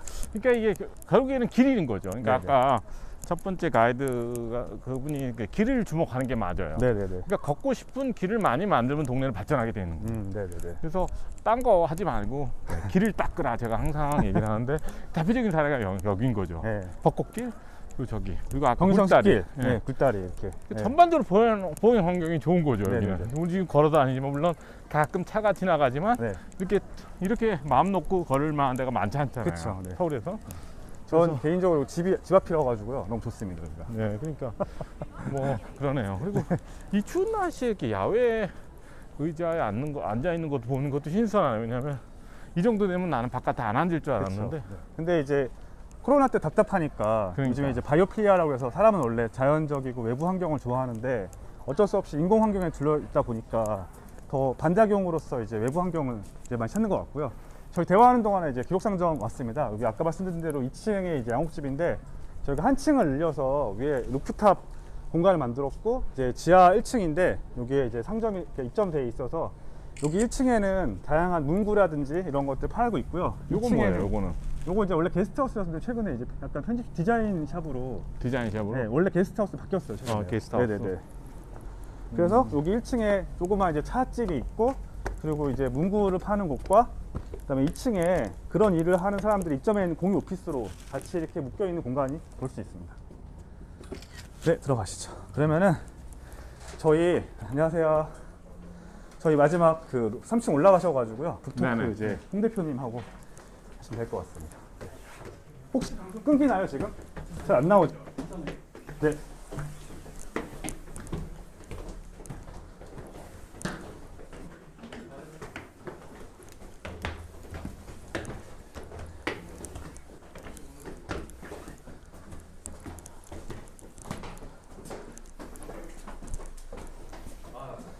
안녕하세요. 저희 정시에 왔습니다. 험난한 길을 뚫고 정시에 도착했습니다. 교수님 수험자 오시셨어. 쓰러지시는 거 아니죠?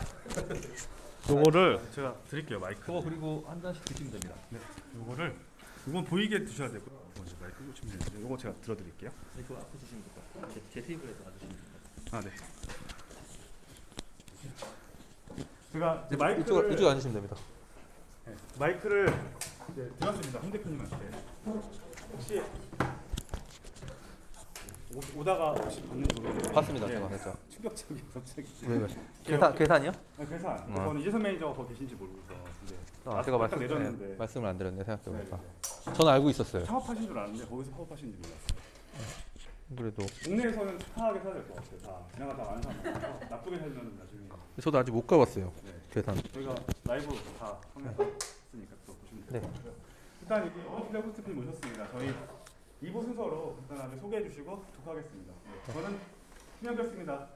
그래서 제가 공개적으로 말씀드리니까 혹시 제가 예능 나오면 비판해 주세요. 그래서 저는 교양 프로그램, 시사 프로그램까지는 제가 참겠는데 예능은 저한테 맞는지 모르고 일단 재주가 없어요. 뭐 항상 이렇게 자꾸 분석하려고 하니까 자꾸 분석. 그리고 제가 또 주장이 강한 편이라 독자들도 많지 않은 것 같고 뭐 하지만 뭐 나름 뭐 연희동에 대해서 제가 많이 고민한 거니까 한번 들어보셨으면 좋겠고요. 연희동이 머물고 싶은 동네. 잠시만요. 죄송한데요. 저희 라이브 링크가 끊겨가지고요. 그냥 어쨌든 좀 이제 시작할 거니까 한 2, 3분만 있다가 다시 시작하는 다시 걸로. 생성시켜야 될 것 같아요. 이게 네. 저 비상으로 항상 두 개 이게 이제 인터넷이 실내 들어오니까 끊기는 거거든요. 그래서 저희가 비상용을 틀어가지고 지금 온라인 다시 보실 수 있게 할 거라서 그러면 다시 시작하라고요? 한 2분만 조금만 있다가. 강의 시작은 2, 3분 뒤에 하시면 될 것 같아요. 네네. 저희가 항상 이렇게 실내로 들어오면 끊기더라고요 이게. 라이브로 하면은 이슈가 있어서 늘 항상 준비를 여러 가지 하는데 역시 끊겼네요. 근데 잠시만요. 혹시 시간 얼마 정도 필요해요? 보냈어요? 저희 공유 안 해주셨어요? 전체방. 준비됐죠? 이거 좀 드세요. 네. 전체방이 이거 아니?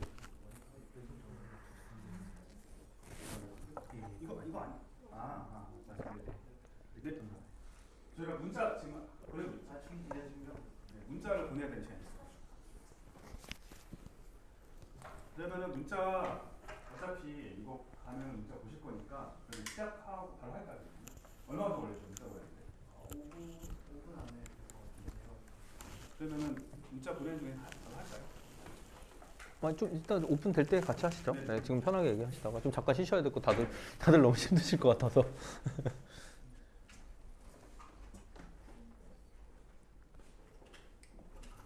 혹시 대기 음악을 좀 틀을 수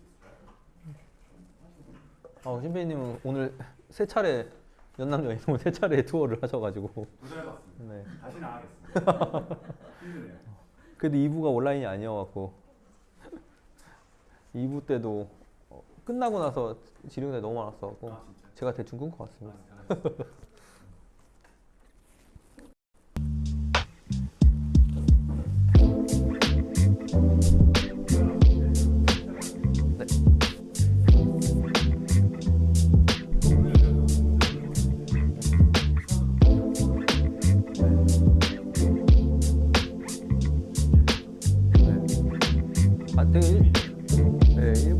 안정적이었어요. 사실.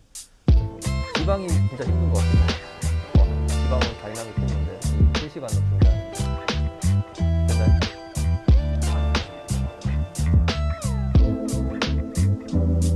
지금 이제 방송이 나가고 있나요?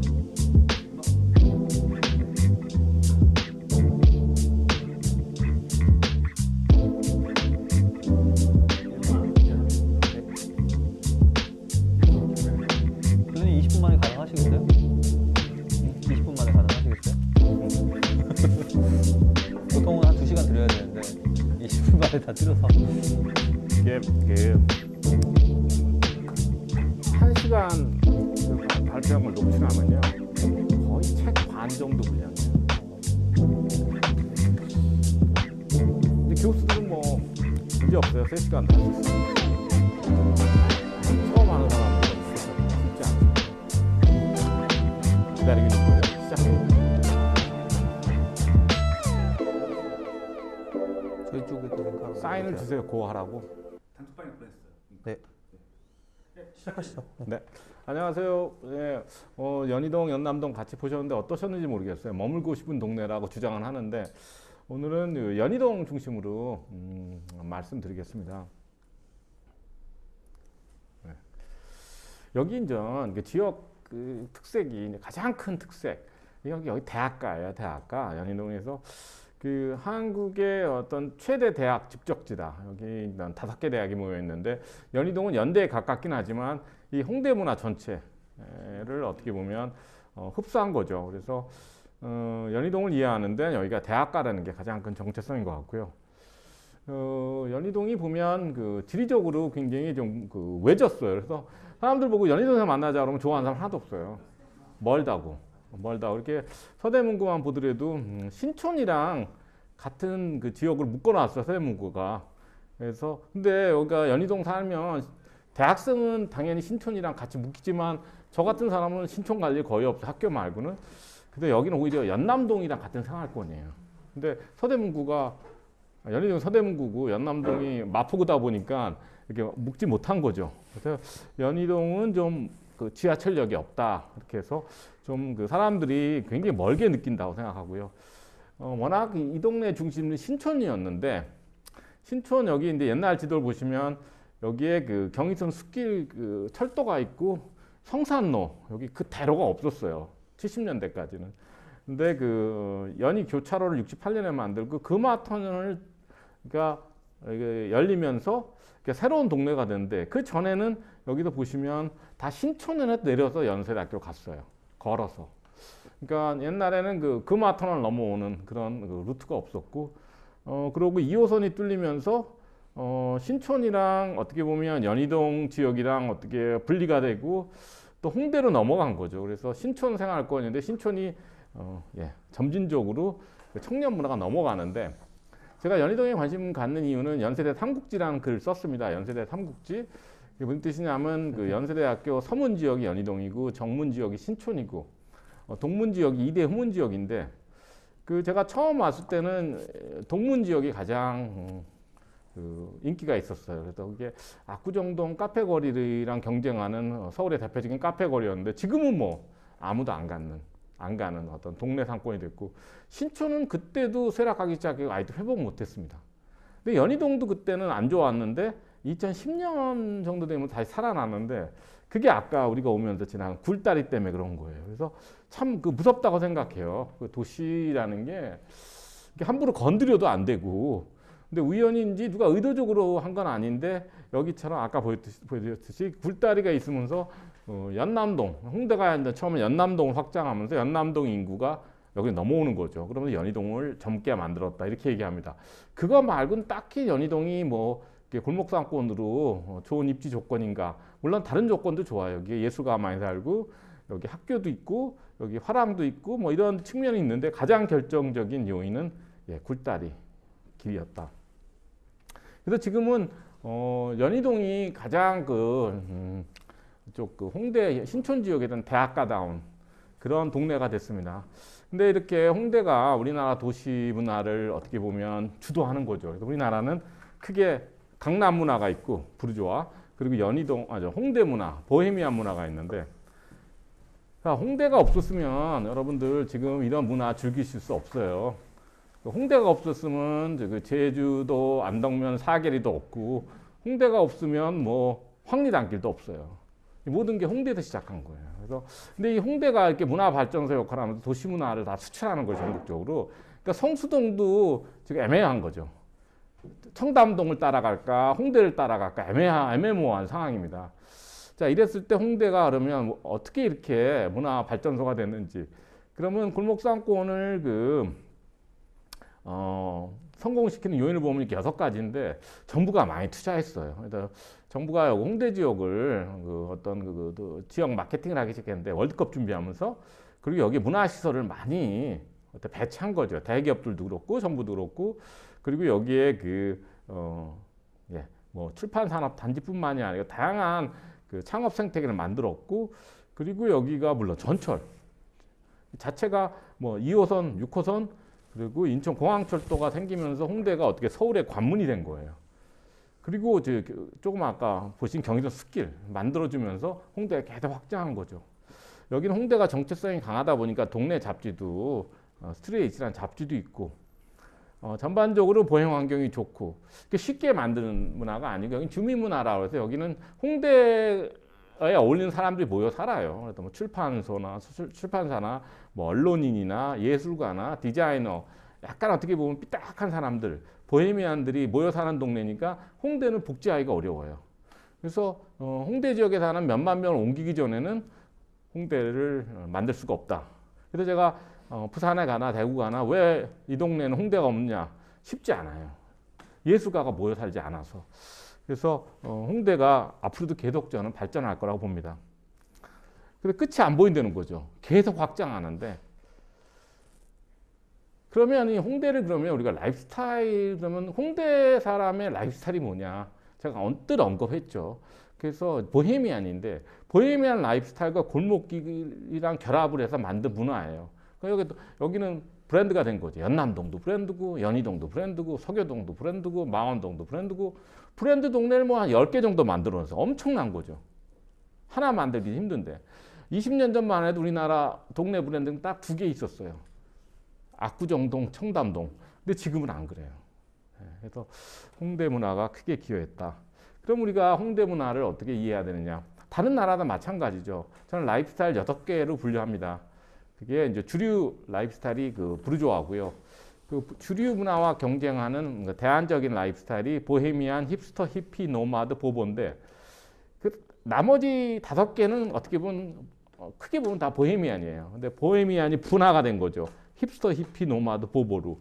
그러면 이렇게 5개 플러스 부르주아가 현대 우리 사회를 대표하는 라이프스타일이다. 그래서 부르주아가 강남이고 보헤미안이 홍대다 이렇게 보시면 되는데 우리가 뉴욕을 가면 뉴욕의 동네를 좋아하는 거예요. 뉴욕이라는 게 하나의 도시가 아닙니다. 그래서 보면 부르주아 동네, 보헤미안 동네, 힙스터 동네, 히피 동네 이렇게 나눌 수가 있어요. 맨하탄에 가더라도. 그럼 서울도 마찬가지예요. 여기가 이제 제가 연희동 라이프스타일에 대한 답을 드리는 건데 한국의 대표적인 부르주아 동네는 한남동, 이태원, 그리고 강남 지역이라면 노마드 지역은 디지털 노마드 그래서 뭐 테헤란로 그리고 보헤미안 지역이 어떻게 보면 예술가가 모여 산다.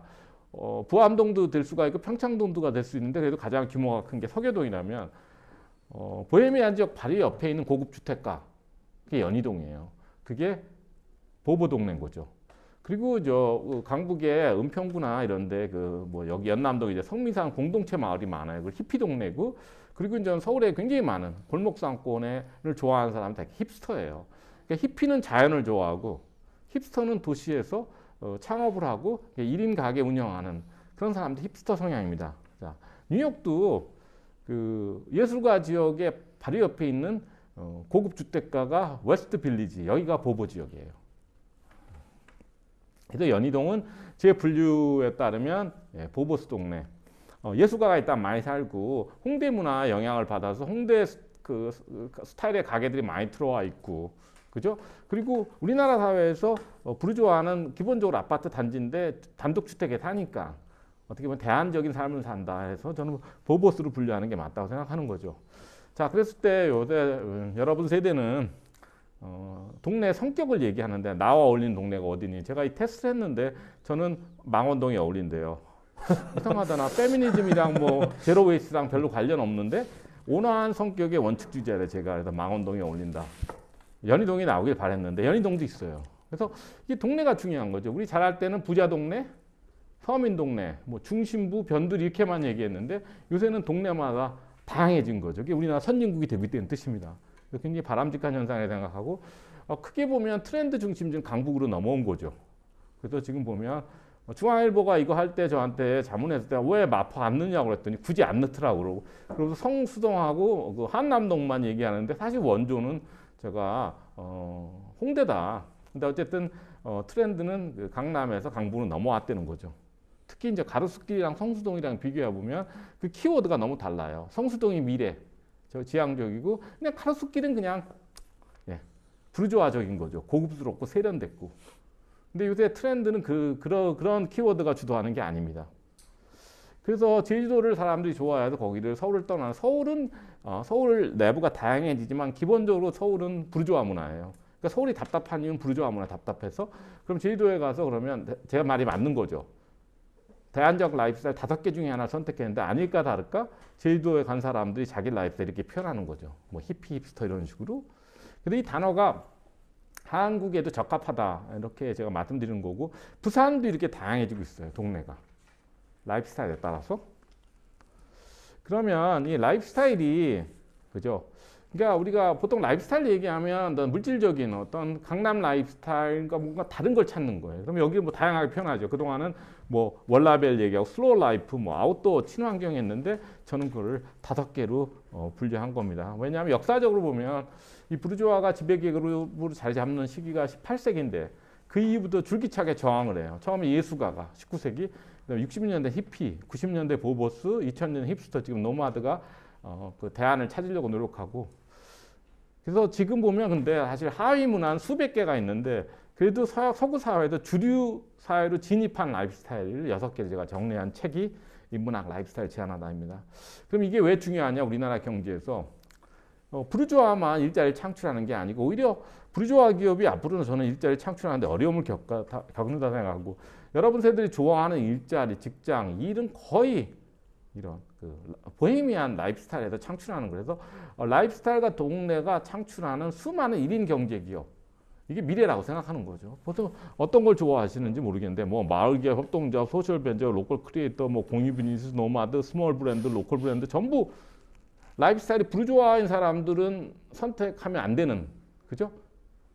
근데 우리나라가 그러면 왜 행복하지 않느냐 하면 아니 보헤미안 라이프스타일인데 사회적인 압력 때문에 부르주아 직장에 다니는 사람들이 항상 좀 그렇죠. 맨날 퇴근 시간만 기다리는 사람들이에요. 빨리 친구들 만나서 연남동 가서 놀자는 사람들이 그러니까 부르주아 직장, 뭐 은행이라든가 공기업이라든가 대기업 다니는 사람들. 거기는 물론 부르주아 성향과 어울리는데 우리나라가 예외적으로 부르주아가 많은 나라다 보니까 이쪽에 근데 여러분 세대는 좀 MZ 세대는 그렇죠. 보헤미안 성향의 라이프스타일이 점점 늘어나고 그래도 연남동, 연희동을 좋아하면 히피 아니면 힙스터 그런 중에 하나예요. 보보. 부르주아가 나오면 좀 안 맞는 거예요. 그래서 여기에 계신 분들 중에서 이 테스트를 했는데 넥서스 스티브 잡스 히피를 치세요. 네이버 검색해서 그럼 자기 라이프스타일이 뭔지 간단한 테스트인데 우리 이 자리에 왔는데 부르주아가 나왔다. 내 라이프스타일이. 그럼 여러분 좀 뭔가가 안 어울리는 거예요. 한번 해보세요. 한번 들어가서 한번 해보시지.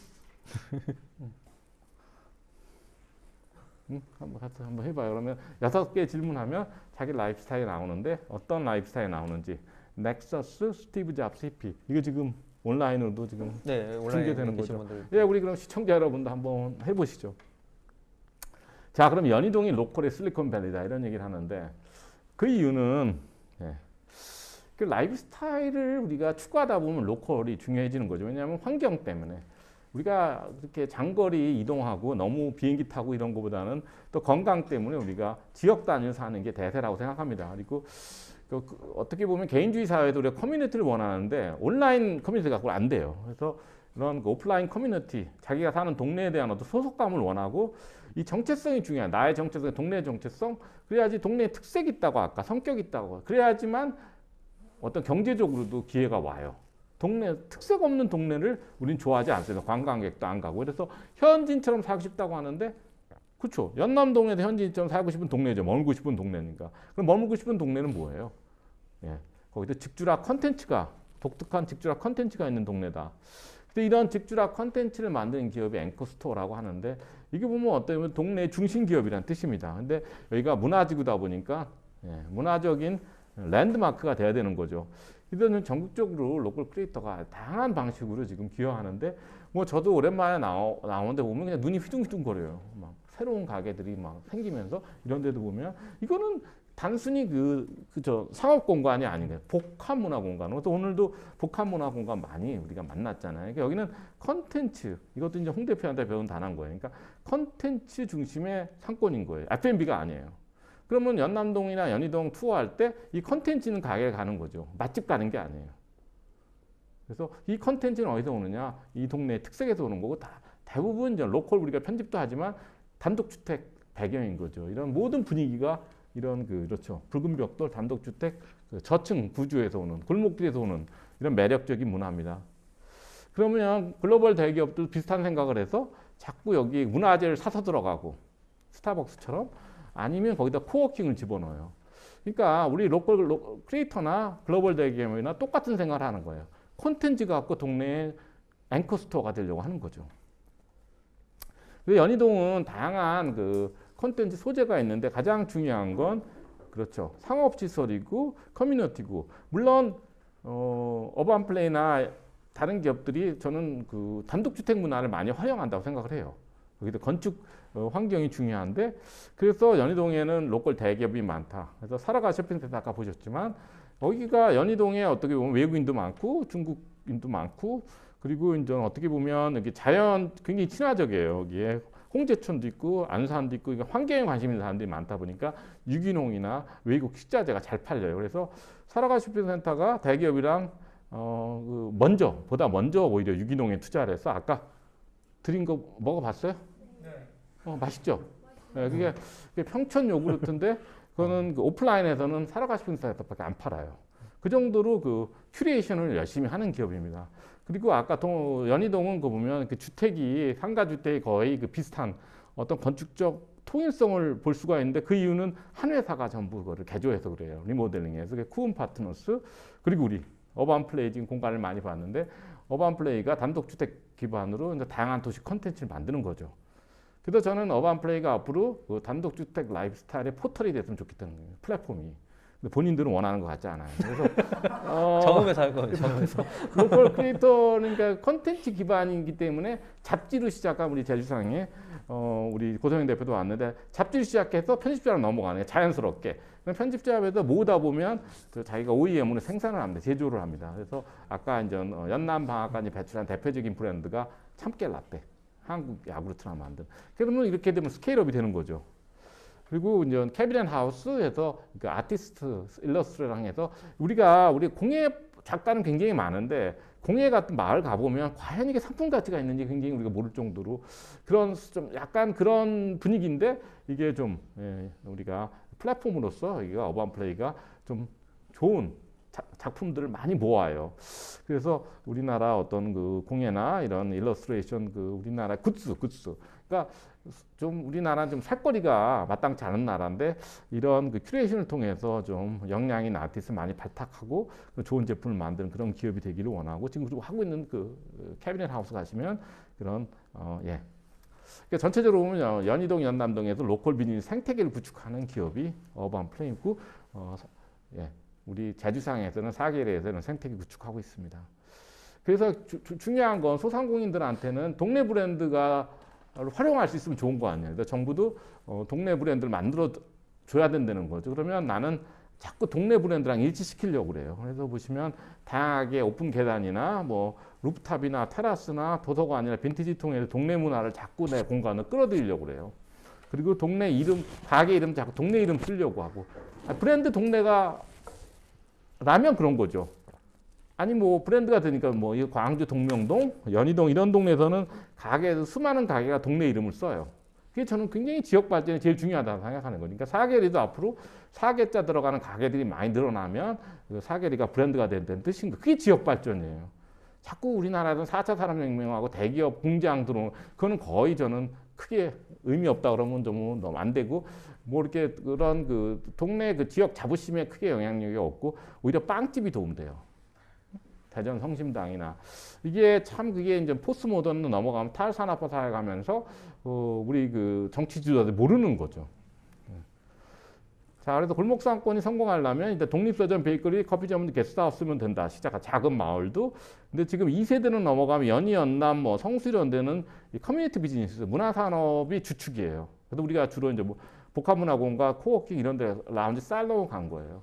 그래서 보통 어른들은 골목 상권은 청년들이 싸게 술 먹고 노는 데인 줄 아는데 전혀 현실이 않다는 거예요. 여기는 그냥 콘텐츠를 소비하는 거예요.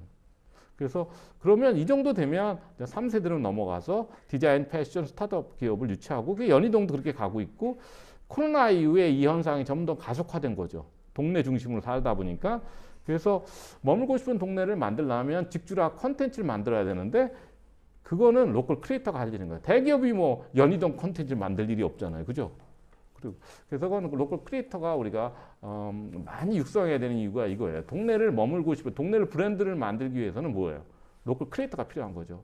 그러면 골목 상권이 들어가고 브랜드가 되고 그러면 그때 우리가 얘기하는 창조 도시가 되는 거기 때문에 저는 자꾸 우리나라 소도시를 자꾸 뭐 4차 산업혁명 뭐 첨단 산업 얘기만 하는데 오히려 그 로컬 크리에이터 중심의 창작자 중심의 창조 도시 만드는 게 좀 더 현실적인 대안이라고 생각합니다.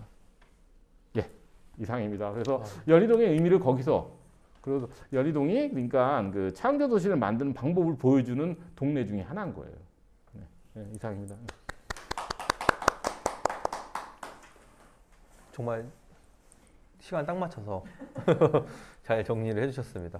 그래서 오늘 이제 실제 투어도 하시고 교수님이 이제 간단하게 오늘 투어 해준 내용을 바탕으로 해서 또 강연도 따로 이렇게 준비를 해주셔서 좀 압축적으로 잘 이야기를 해주셨는데요. 이제 그러다 보면 이제 궁금하신 부분이 많으실 거예요. 그리고 이제 투어 할 때는 또 이제 그 현장감 있게 들으셨겠지만 오늘 이제 이렇게 강연해 주시니까 많이 끄덕끄덕 하시면서 이렇게 막 하셨던 거 있어요. 그리고 저도 여러 번 들었던 이야기들 중에 또 오늘 또 들으니까 또 꽂히는 이야기들이 꽤 있는 것 같아요. 그리고 저 보보스와 보헤미안 이 이론은 제가 봐도 처음에는 약간 그냥 해학적으로 생각을 하시는 거라고 생각하고 그냥 넘겼는데 이게 되게 많이 맞아떨어지는 부분들이 사실 되게 많이 있어요. 라이프 스타일이 한 5, 60년 이상 이거를 쭉 와왔던 라이프 스타일이고 그런 것들이 이제 시대를 거듭하면서 조금씩 나눠지는 부분들이 있는 것 같아요. 그래서 이런 부분에 대해서 사람들이 되게 많은 흥미를 갖고 있고 나랑 맞는 동네가 아까 말씀하셨던 그 라이프 스타일을 기반으로 해서 한국의 그런 라이프 스타일을 담은 동네들이 좀 차별성이 있는 것 같고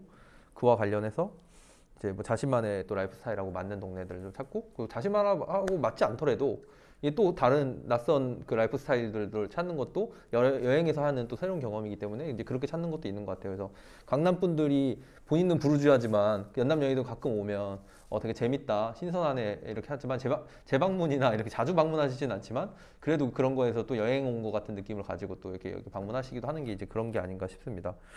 그래서 오늘 좀 질문을 또 주시면 그 질문을 기반으로 해서 한 2, 30분 더 대화를 나눠보도록 하겠습니다. 네, 뭐 질문하실 분 있으신가요? 네, 괜찮으세요?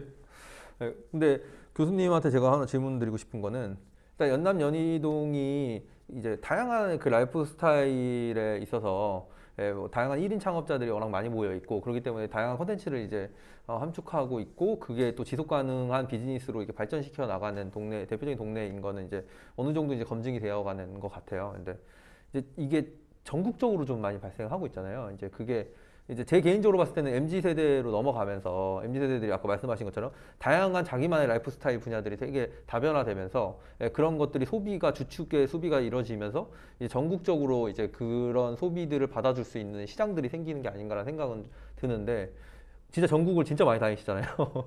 그래서 요즘 특히 더 뭐 울산이나 뭐 포항 뭐 이런 데도 많이 다니시는데 그런 데는 이제 저도 사실은 잘 정보가 없거든요. 그래서 그런 데 다니시면서 요즘 일어나는 이런 현상들이나 이런 것들은 또 어떻게 생각하시는지도 궁금합니다. 그러니까 그러니까 MZ 세대를 그 정의하는 가장 중요한 단어가 나다움 아니에요. 나다움.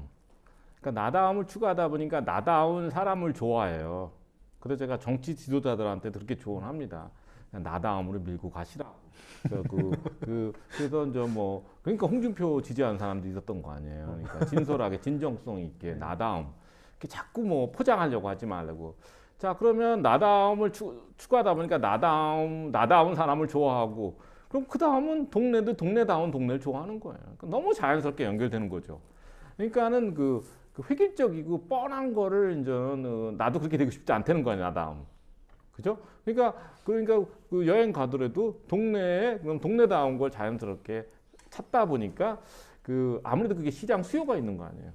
그럼 우리가 현지인처럼 여기는 도대체 뭐야? 그러니까 우리 세대는 절대로 그런 거 질문 안 했어요. 그냥 뭐 자연에 갔든지 아니면 뭐 리조트를 갔지 그 동네에 뭐에 관심이 많았겠어요. 근데 지금 여러분 세대는 동네 뭔가 색다른 거 찾으려고 노력하잖아요. 일단 맛집부터. 그러니까 모든 게 로컬 맛집에서 시작한 건데 로컬 맛집이 로컬 뭐 식품이 되고 로컬 뭐 브랜드가 되고 로컬 뭐 소품이 되고 이러면서 이게 확장되는 거죠. 그런 의미에서 그 뭐 부르주아 뭐 라이프 그 무슨 보헤미아 이런 단어가 너무 어렵다면 그냥 나다움에서 파생됐다고 생각하면 돼요.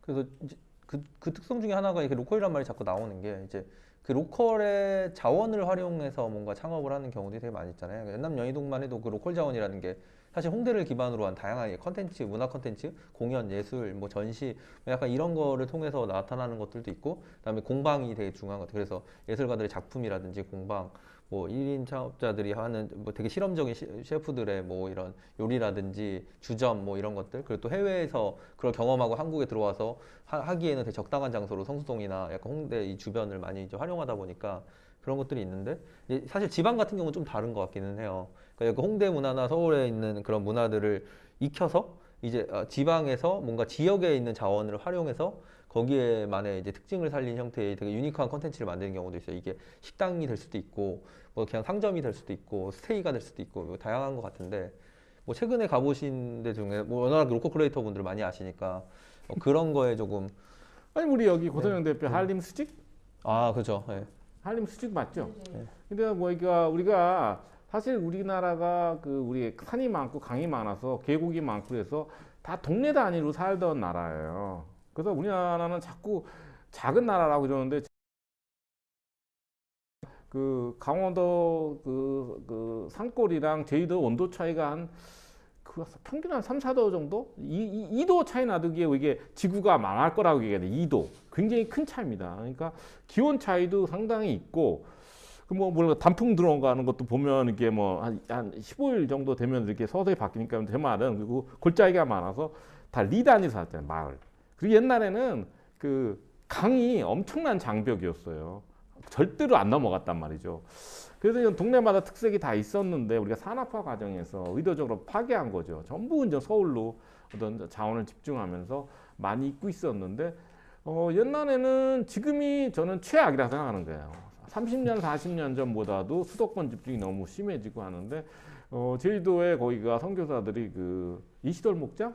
네, 거기서 양을 키워서 거기도 이제 다시 거기에 그래서 거기 목장에서 우유 뭐 이런 것도 만들었지만 모직이라고 그러죠. 네.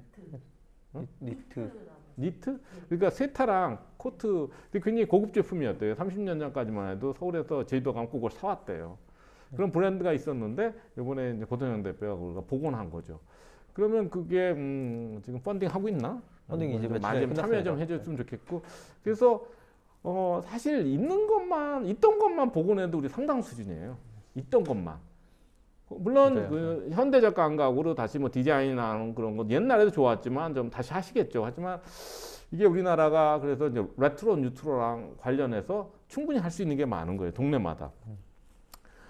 그래서 그런데 뭐 어떻게 보면 비즈니스 모델 차원에서 뭐 일본에서 넘어온 것도 많고 북유럽에서 넘어온 것도 많고 미국에서 넘어온 것도 많아서 창의적으로 우리가 그 지역을 보면 저는 많은 기회가 있다고 생각해요. 생각보다 엄청나게 우리나라 그 지역 문화가 강한 나라라고 생각합니다. 아까 계셨던 분들 중에 이제 빵집 얘기할 때 제일 많이 하셨어요. 다들 동의를 되게 많이 하셨어요. 그러니까 사실 뭐 공장 들어오고 대기업 들어오는 것보다 그 동네 빵집에 맛있는 동네 빵집 몇 개 있는 게 사실은 그 동네에 사는 사람들한테 삶의 질에 되게 큰 영향을 미치잖아요. 그래서 뭐 대표적으로 성심당이나 뭐 이성당이라든지 이런 빵집들도 있는데 빵집에 대한 얘기를 좀 더 같이 하면 좋을 것 같긴 하거든요. 근데 제가 그냥 빵집도 미스테리예요. 그래서 한 번도 저 뭐 정확한 답을 제가 못 들었는데 왜 빵집이냐 이거죠. 맛집은 아니에요. 음식점은 아니고 커피 전문점이랑 빵집이 동네 그 상권을 주도하는데 코로나 시대에 유일하게 매출이 올라간 그 업종이 두 업종이 있는데 그게 빵집과 커피 전문점이에요. 그래서 아무래도 동네 중심으로 살다 보니까 그 커뮤니티 공간이 필요, 제3의 공간이 필요해서 그렇다 치고, 그죠? 커피는. 근데 왜 그 빵집이냐 했을 땐 그거는 반드시 그 뭐 카페 공간 때문에 그런 게 아니고 모르겠어요. 여러분들이 그 아무래도 제가 그 넷플릭스의 홉밸리라는 그 드라마를 봤는데 홉밸리 보면 그게 갑자기 광산에서 사고가 나서 한 100명이 남편을 잃은 거예요. 주부들이 광산촌에서 사고가 나서 남편이 다 죽은 거예요. 그러니까 먹고 살 걸 걱정하는데 그 전엔 거기에 그냥 술집이랑 그 뭐 호텔이 있었는데 한 여자가 이렇게 빵 굽는 걸 좋아해 갖고 그럼 내가 그러면 카페 그런 거죠. 우리 얘기하면 그런 브런치 파는 가게를 열었어요. 근데 자신이 없었던 거예요. 이게 팔릴지 안 팔릴지. 그런데 첫날 딱 문 열어갖고 가게 문을 열고 딱 보니까 사람들이 줄 딱 서 있는 거예요. 근데 웬일이야 했더니 빵 굽는 냄새랑 커피 냄새 때문에 깼다는 거예요. 그래서 이게 후각도 중요하다 생각해요. 빵이 내는 게 뭐 그런 측면도 있고 이게 그 뭐 파리 엄청나게 대단한 문화 도시라고 하는데 동네 사람들끼리 맨날 싸우는 게 그래요. 우리 동네 빵이 더 맛있다, 바게트가 더 맛있다고. 그런 그 동네 그리고 여기 신선 제품이니까 이게 그 뭐 배달하는 것도 아니고 그 동네 주민 상대로 하는 거지. 그리고 시간대로 나오니까. 그러니까 다른 어느 업종보다도 주민 상대로 하는 업종인 것도 있고 냄새 그런 것도 있고 모르겠어요. 여자분들이 빵을 좋아하나 남자분이 요새 젊은 사람들이 뭐 그런 여러 가지 복합적인 이유에서 그 우리나라가 빵 문화가 지금 발전하고 있다고 생각해요. 그래서 커뮤니티랑 연결된 측면도 있고 어떻게 생각하세요? 냄새에도 관련이 있나요? 빵 굽는 냄새? 근데 제 개인적인 생각은 동네 가게 중에 가장 오랜 시간 영업을 하는 곳이 빵집 중에 그러니까 가장 그 새벽에 열고 지역 저녁 늦게까지 밀착적인 하잖아요. 새벽에 일어나서 네, 그 편의점을 제외하고 편의점은 어쨌든 똑같은 컨텐츠를 하고 있는데 뭔가 계속 다른 걸 판매를 하면서 그리고 그거의 냄새도 풍기면서 되게 오랜 시간 동안 하잖아요. 그리고 거의 365일 그 쉬는 날 없이 하거든요. 대부분의 빵집들이. 약간 그게 지역 안에서 그 사람들한테 주는 정서적인 좀 안정감 이런 것들이 되게 크지 않나라는 생각을 하거든요. 그런 것 같아요. 대기업이 그 독점하기가 어려운 거죠. 그 빵집은. 그 대기업은 어차피 뭐 생지 이렇게 뭐 냉지해 갖고 대량 생산 체제로 가는데 그렇죠. 잘 안 되나 봐요. 그래서 여러 가지 복합적인 이유가 있는 것 같아요. 그나마 뭐 파리바게트가 되게 그나마 혁신적인 체인을 만들어내긴 했는데 그래도 어쨌든 그 한때는 그 이제 전성기가 있었지만 지금은 사람들이 훨씬 더 동네 빵집을 더 선호하긴 하죠. 연희동만 봐도 파리바게트가 이쪽 연희동의 그 메인가라고 할 수 있는 데는 아예 없고 연대 쪽에 하나 있죠. 저 메인 상가가 아닌 쪽에 하나가 있고 그마저도 그게 사실 잘 되진 않거든요. 워낙 뭐 유명한 카페들이 많이 있다 보니까 그런 거 있는 것 같아요. 그리고 요즘 뜨는 동네라고 하면 진짜 유명한 빵집들이 최소 5개씩은 있는 것 같아요. 홍성도 그렇고 연희동도 그렇고. 제가 생각했을 때 빵은 진짜 매일 먹을 수 있는 것 이런 것도 되게 큰 것 같아요. 저 빵이나 커피 이런 것들이 그러네요. 보통 식당이나 이런 것도 뭐 대부분 하루는 중식 먹고 한식 또 이틀 먹고 뭐 약간 이렇게 가잖아요. 그래서 접점이 많은 거죠. 매일 들릴 수도 있고. 그런 거. 또 이제 마지막으로 질문 하나만 딱 듣고 이제 마무리를 지려고 합니다. 그래도 오늘 돌아보면서 그러니까 그 저는 오늘도 이제 도시 그 재생 거기도 갔다 왔는데 우리나라가 빨리 좋은 동네에 대한 어떤 생각을 바꿔야 된다고 생각하는 거예요. 참 브랜드 아파트 동네만 좋은 동네고 나머지 동네는 브랜드 아파트 재개발만 기다리는 그런 상황에서 우리가 도시를 살릴 수가 없잖아. 그래서 살고 싶은 동네는 좀 다양해져야 된다. 그래서 연희동, 연남동도 살고 싶은 동네가 돼야 된다. 이랬으면 좋겠어요. 근데 안 그래요. 연희동도 낙후됐다고 그런 사람이 있어요. 그 이상하다는 거니까 부산 망미동에 갔는데 잡지 봤는데 저게 가장 가슴에 와닿았어요. 왜 우리 동네 보고 낙후됐다고 자꾸 그러느냐. 우리 너무 행복한데. 영희동. 네. 근데 이게 참 우리나라도 이해하기 어려운 문화인 거예요. 그죠? 친구들 중에 연남동도 낙후됐다고 얘기하는 친구들 있어요? 근데 사실은 그게 MZ 세대는 하드웨어 다른 기준으로 것 보면 연남동, 영희동 되게 낙후됐다고 볼 수 있죠. 대부분 4, 50년씩 된 건물에 살잖아요. 근데 신도시들은 10년 안 된 아파트에 살고 있기 때문에 새집 좋아해서 그런 네. 건가? 새집 좋아해서. 그런 부분들이 있을 수 있을 것 같아요. 네, 고 대표님 질문하시려고. 저는 오늘 네. 이제 그 아까 보면서 요즘에 그 부동산 가격이 너무너무 많이 올라서 집을 소유하기 어려울 정도로 올라갔잖아요.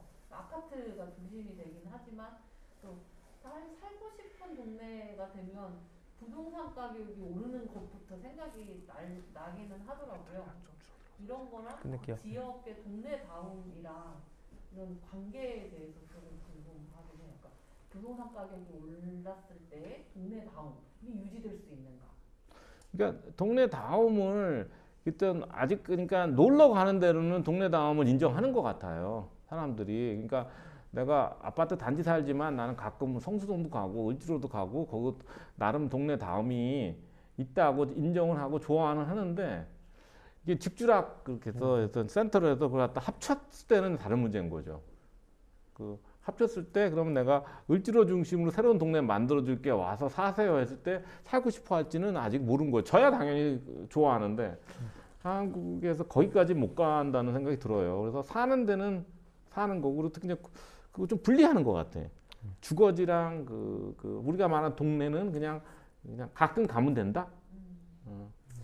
그래서 모르겠어요. 여러분들이 더 뭐 여러분들 생각이 중요하니까.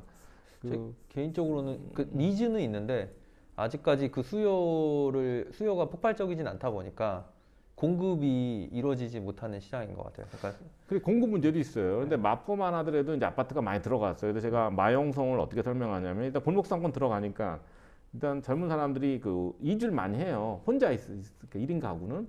그러니까 직장들이 옮기더라고. 그러니까 뭐 디자인 회사나 창조 그 산업 쪽에 옮기면서 그제서야 이제 아파트들이 이제 재개발되고 그다음에 학원이 들어가더라고요. 그 단계로. 그러니까는 낙이 제일 먼저 들어가고 그다음에 그다음에 주. 그래서 마포, 용산, 성동구는 집주락이 완성됐어요. 그럼 이렇게 돌이켜 보면 10년 전에는 강남만 유일하게 집주락 도시였던 거예요. 서울에서. 근데 이제 서울에서 몇 개 도시가 이게 근데 고향 분산이 집주락 도시가 아니잖아요. 다 베드타운이니까 다 서울에서 출퇴근 하는 사람 사는 데니까 문화를 만들기 어려운 거니까 코로나 전에는 상업시설만 갖고 문화를 만들 수 있다고 생각했어요. 근데 지금은 안 그래. 집주락이 합쳐져야 되는 거예요. 그래서 그 골목 지역에 주택을 공급해야지만 지속 가능하다고 봐요. 지속 가능. 기존에 이제 아파트만 부동산이 오르는 현상이 있기 때문에 이제 아파트만 분양이 될 수밖에 없고 그러다 보니까 이제 개발하는 입장에서는 큰 돈이 들어가서 개발을 해야 되기 때문에 최근 보면 코리빙 시장이라든지 쉐어하우스 이런 것처럼 1인 주거 시장들은 이제 새로운 혁신들이 되게 많이 일어나고 있거든요. 이제 그걸 시작으로 해서 이 MZ 세대들이 이제 사실 30대, 40대가 되면 이 수요가 그대로 올라가면서 이제 아파트 지금 사는 현상까지도 조금 바뀔 수 있지 않을까 하는 게 이제 제 개인적인 생각이긴 합니다. 이제 배터리가 지금 거의 없죠. 그래서 마지막 질문 주시면. 앞에 분 질문하신 거랑 비슷한 맥락인데 저도 그 사회학 공부하면서 이런 도시 문제나 골목 문제나 이런 걸 관심이 많아졌거든요. 근데 저는 홍대나 연남이나 저는 연희동에 살면서 여기를 이제 자주 오가고 지켜보고 하는데 이 젠트리피케이션 문제가 계속 걸렸거든요. 저희 이모도 홍대에서 예전부터 그 예술 활동 하시던 분인데 그 이모 동료분들이나 그런 분들이 이제 초창기에 그 홍대 거리를 활성화시킨 그 문화적인 것들을 만들어낸 사람들이 뭔가 자산화시킬 수 있을 만큼의 재산이 없으니까 집값이 오르면 쫓겨나고 이러니까 저는 이게 홍대에서 문화가 다른 동네들로 퍼진 것도 있는데 그 사람들이 좀 쫓겨난 것도 있다고 생각을 했거든요. 그래서 뭔가 머물고 싶은 동네나 그런 골목 상권을 만들 때 그것을 만든 사람들이 뭔가 그런 그 부동산의 가격이 오르는 것 때문에 쫓겨나지 않을 수 있도록 뭔가 보장해 줄 수 있거나 보호할 수 있는 어떤 장치들이 없을지 그런 게 좀 궁금했어요. 뭐 우리 홍 대표가 네. 전문가 됐어요. 홍 대표는 뭐 임대료 수준에 따라서 어떤 콘텐츠가 들어갈 때 이론까지 지금 개발해갖고 인터뷰 기사에서 얘기를 했더라고요. 내가 뭐라고 하려다가 가만히 있는데 네. 그게 현실이거든요, 사실. 네. 그래서 뭐 그런 문제가 있는데 이 법 제도 차원에서는 2018년에 그 임대차 그 보호법을 그 강화하면서 그 법 제도 차원에서는 그 세입자 그죠?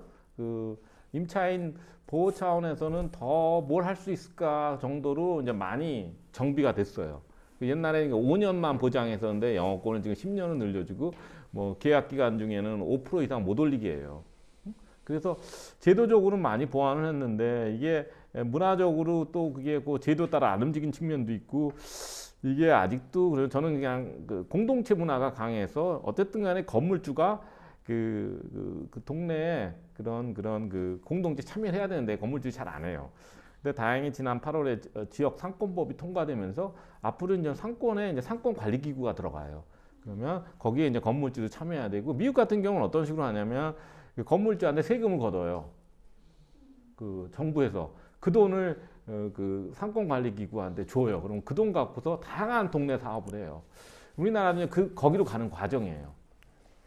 왜냐하면 이 동네 가치가 넘어지면 건물주가 가장 혜택을 보니까 그러니까 거기다 세금을 자산세 부과를 더 하니까 자산세를 5% 내면 아니 2% 내면 뭐 0.5%를 갖다 추가로 내게 해서 그 돈을 걷어다가 상인들한테 주는 그런 식으로 가면 어느 정도 관리가 되지 않을까. 왜냐하면 같은 배 탔다고 생각해야지 근본적으로 바뀌어요. 그래서 컨텐츠를 그 뭐 이렇게 조정을 해야 되는 거죠. 맞습니다. 그래야면 동네끼리 경쟁하니까. 뭐 저는 그렇게 답하는데 홍 대표는 또 다른 생각이 있는 것 같아요. 빨리 좀 어떻게. 아닙니다. 비슷합니다. 근데 이제 1억 같은 경우도 보면 공실세라는 개념이 있어요. 그래서 이제 건물 자체가 이제 공실이 나면 그거에 대한 세금을 부과하고 그렇기 때문에 어떤 컨텐츠라도 넣어야 되는 약간 이렇게 되면 가격이 좀 안정세에 이렇게 급작스럽게 올라가는 걸 좀 막을 수가 있거든요. 그러니까 기본적으로 지역이 활성화돼서 지가가 오르는 건 되게 당연한 현상인데 이거를 너무 급작스럽게 이뤘을 때 피해가 보는 그룹들이 생기는 거예요. 그리고 실제로 이거가 지가가 상승하는데 컨텐츠를 개발해서 이 지역을 처음부터 활성화시켰던 팀한테는 사실 그 베니핏이 돌아가지 않는 구조라서 이제 그것들을 보완할 수 있는 다양한 이제 정책적인 보완도 필요하겠지만 민간적인 쪽에서도 사실은 초반부터 이 부동산을 함께 소유할 수 있는 방식에 대한 논의를 되게 많이 하고 있어요. 그래서 공공적으로는 시민자산화라는 것들도 있고 저희 같은 경우도 이제 이런 프로젝트를 하면서 대부분은 이제 건물주가 콘텐츠에 많이 투자를 할 수 있기는 하지만 결국 임대차 계약에 대한 부분들을 해결하지는 못했어요. 그래서 다 임대 위주로 저희도 할 수밖에 없었기 때문에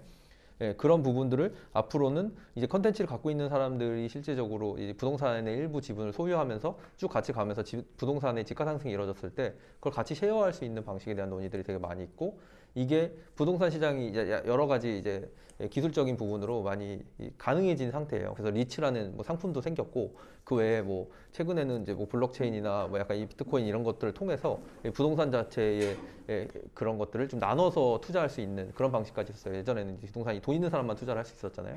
그래서 약간 그런 방식이 새로운 형태의 이제 모델이 나오는 시점이지 않을까라는 생각을 해봅니다. 네, 이제 오늘 여기까지 해야 될 것 같고요. 일단 지금 배터리도 거의 다 찰 정도로 저희가 긴 시간 동안 진행을 했습니다. 마지막으로 교수님께 이제 박수하면서 저희가 끝내도록 하겠습니다. 네, 예. 감사합니다. 감사합니다.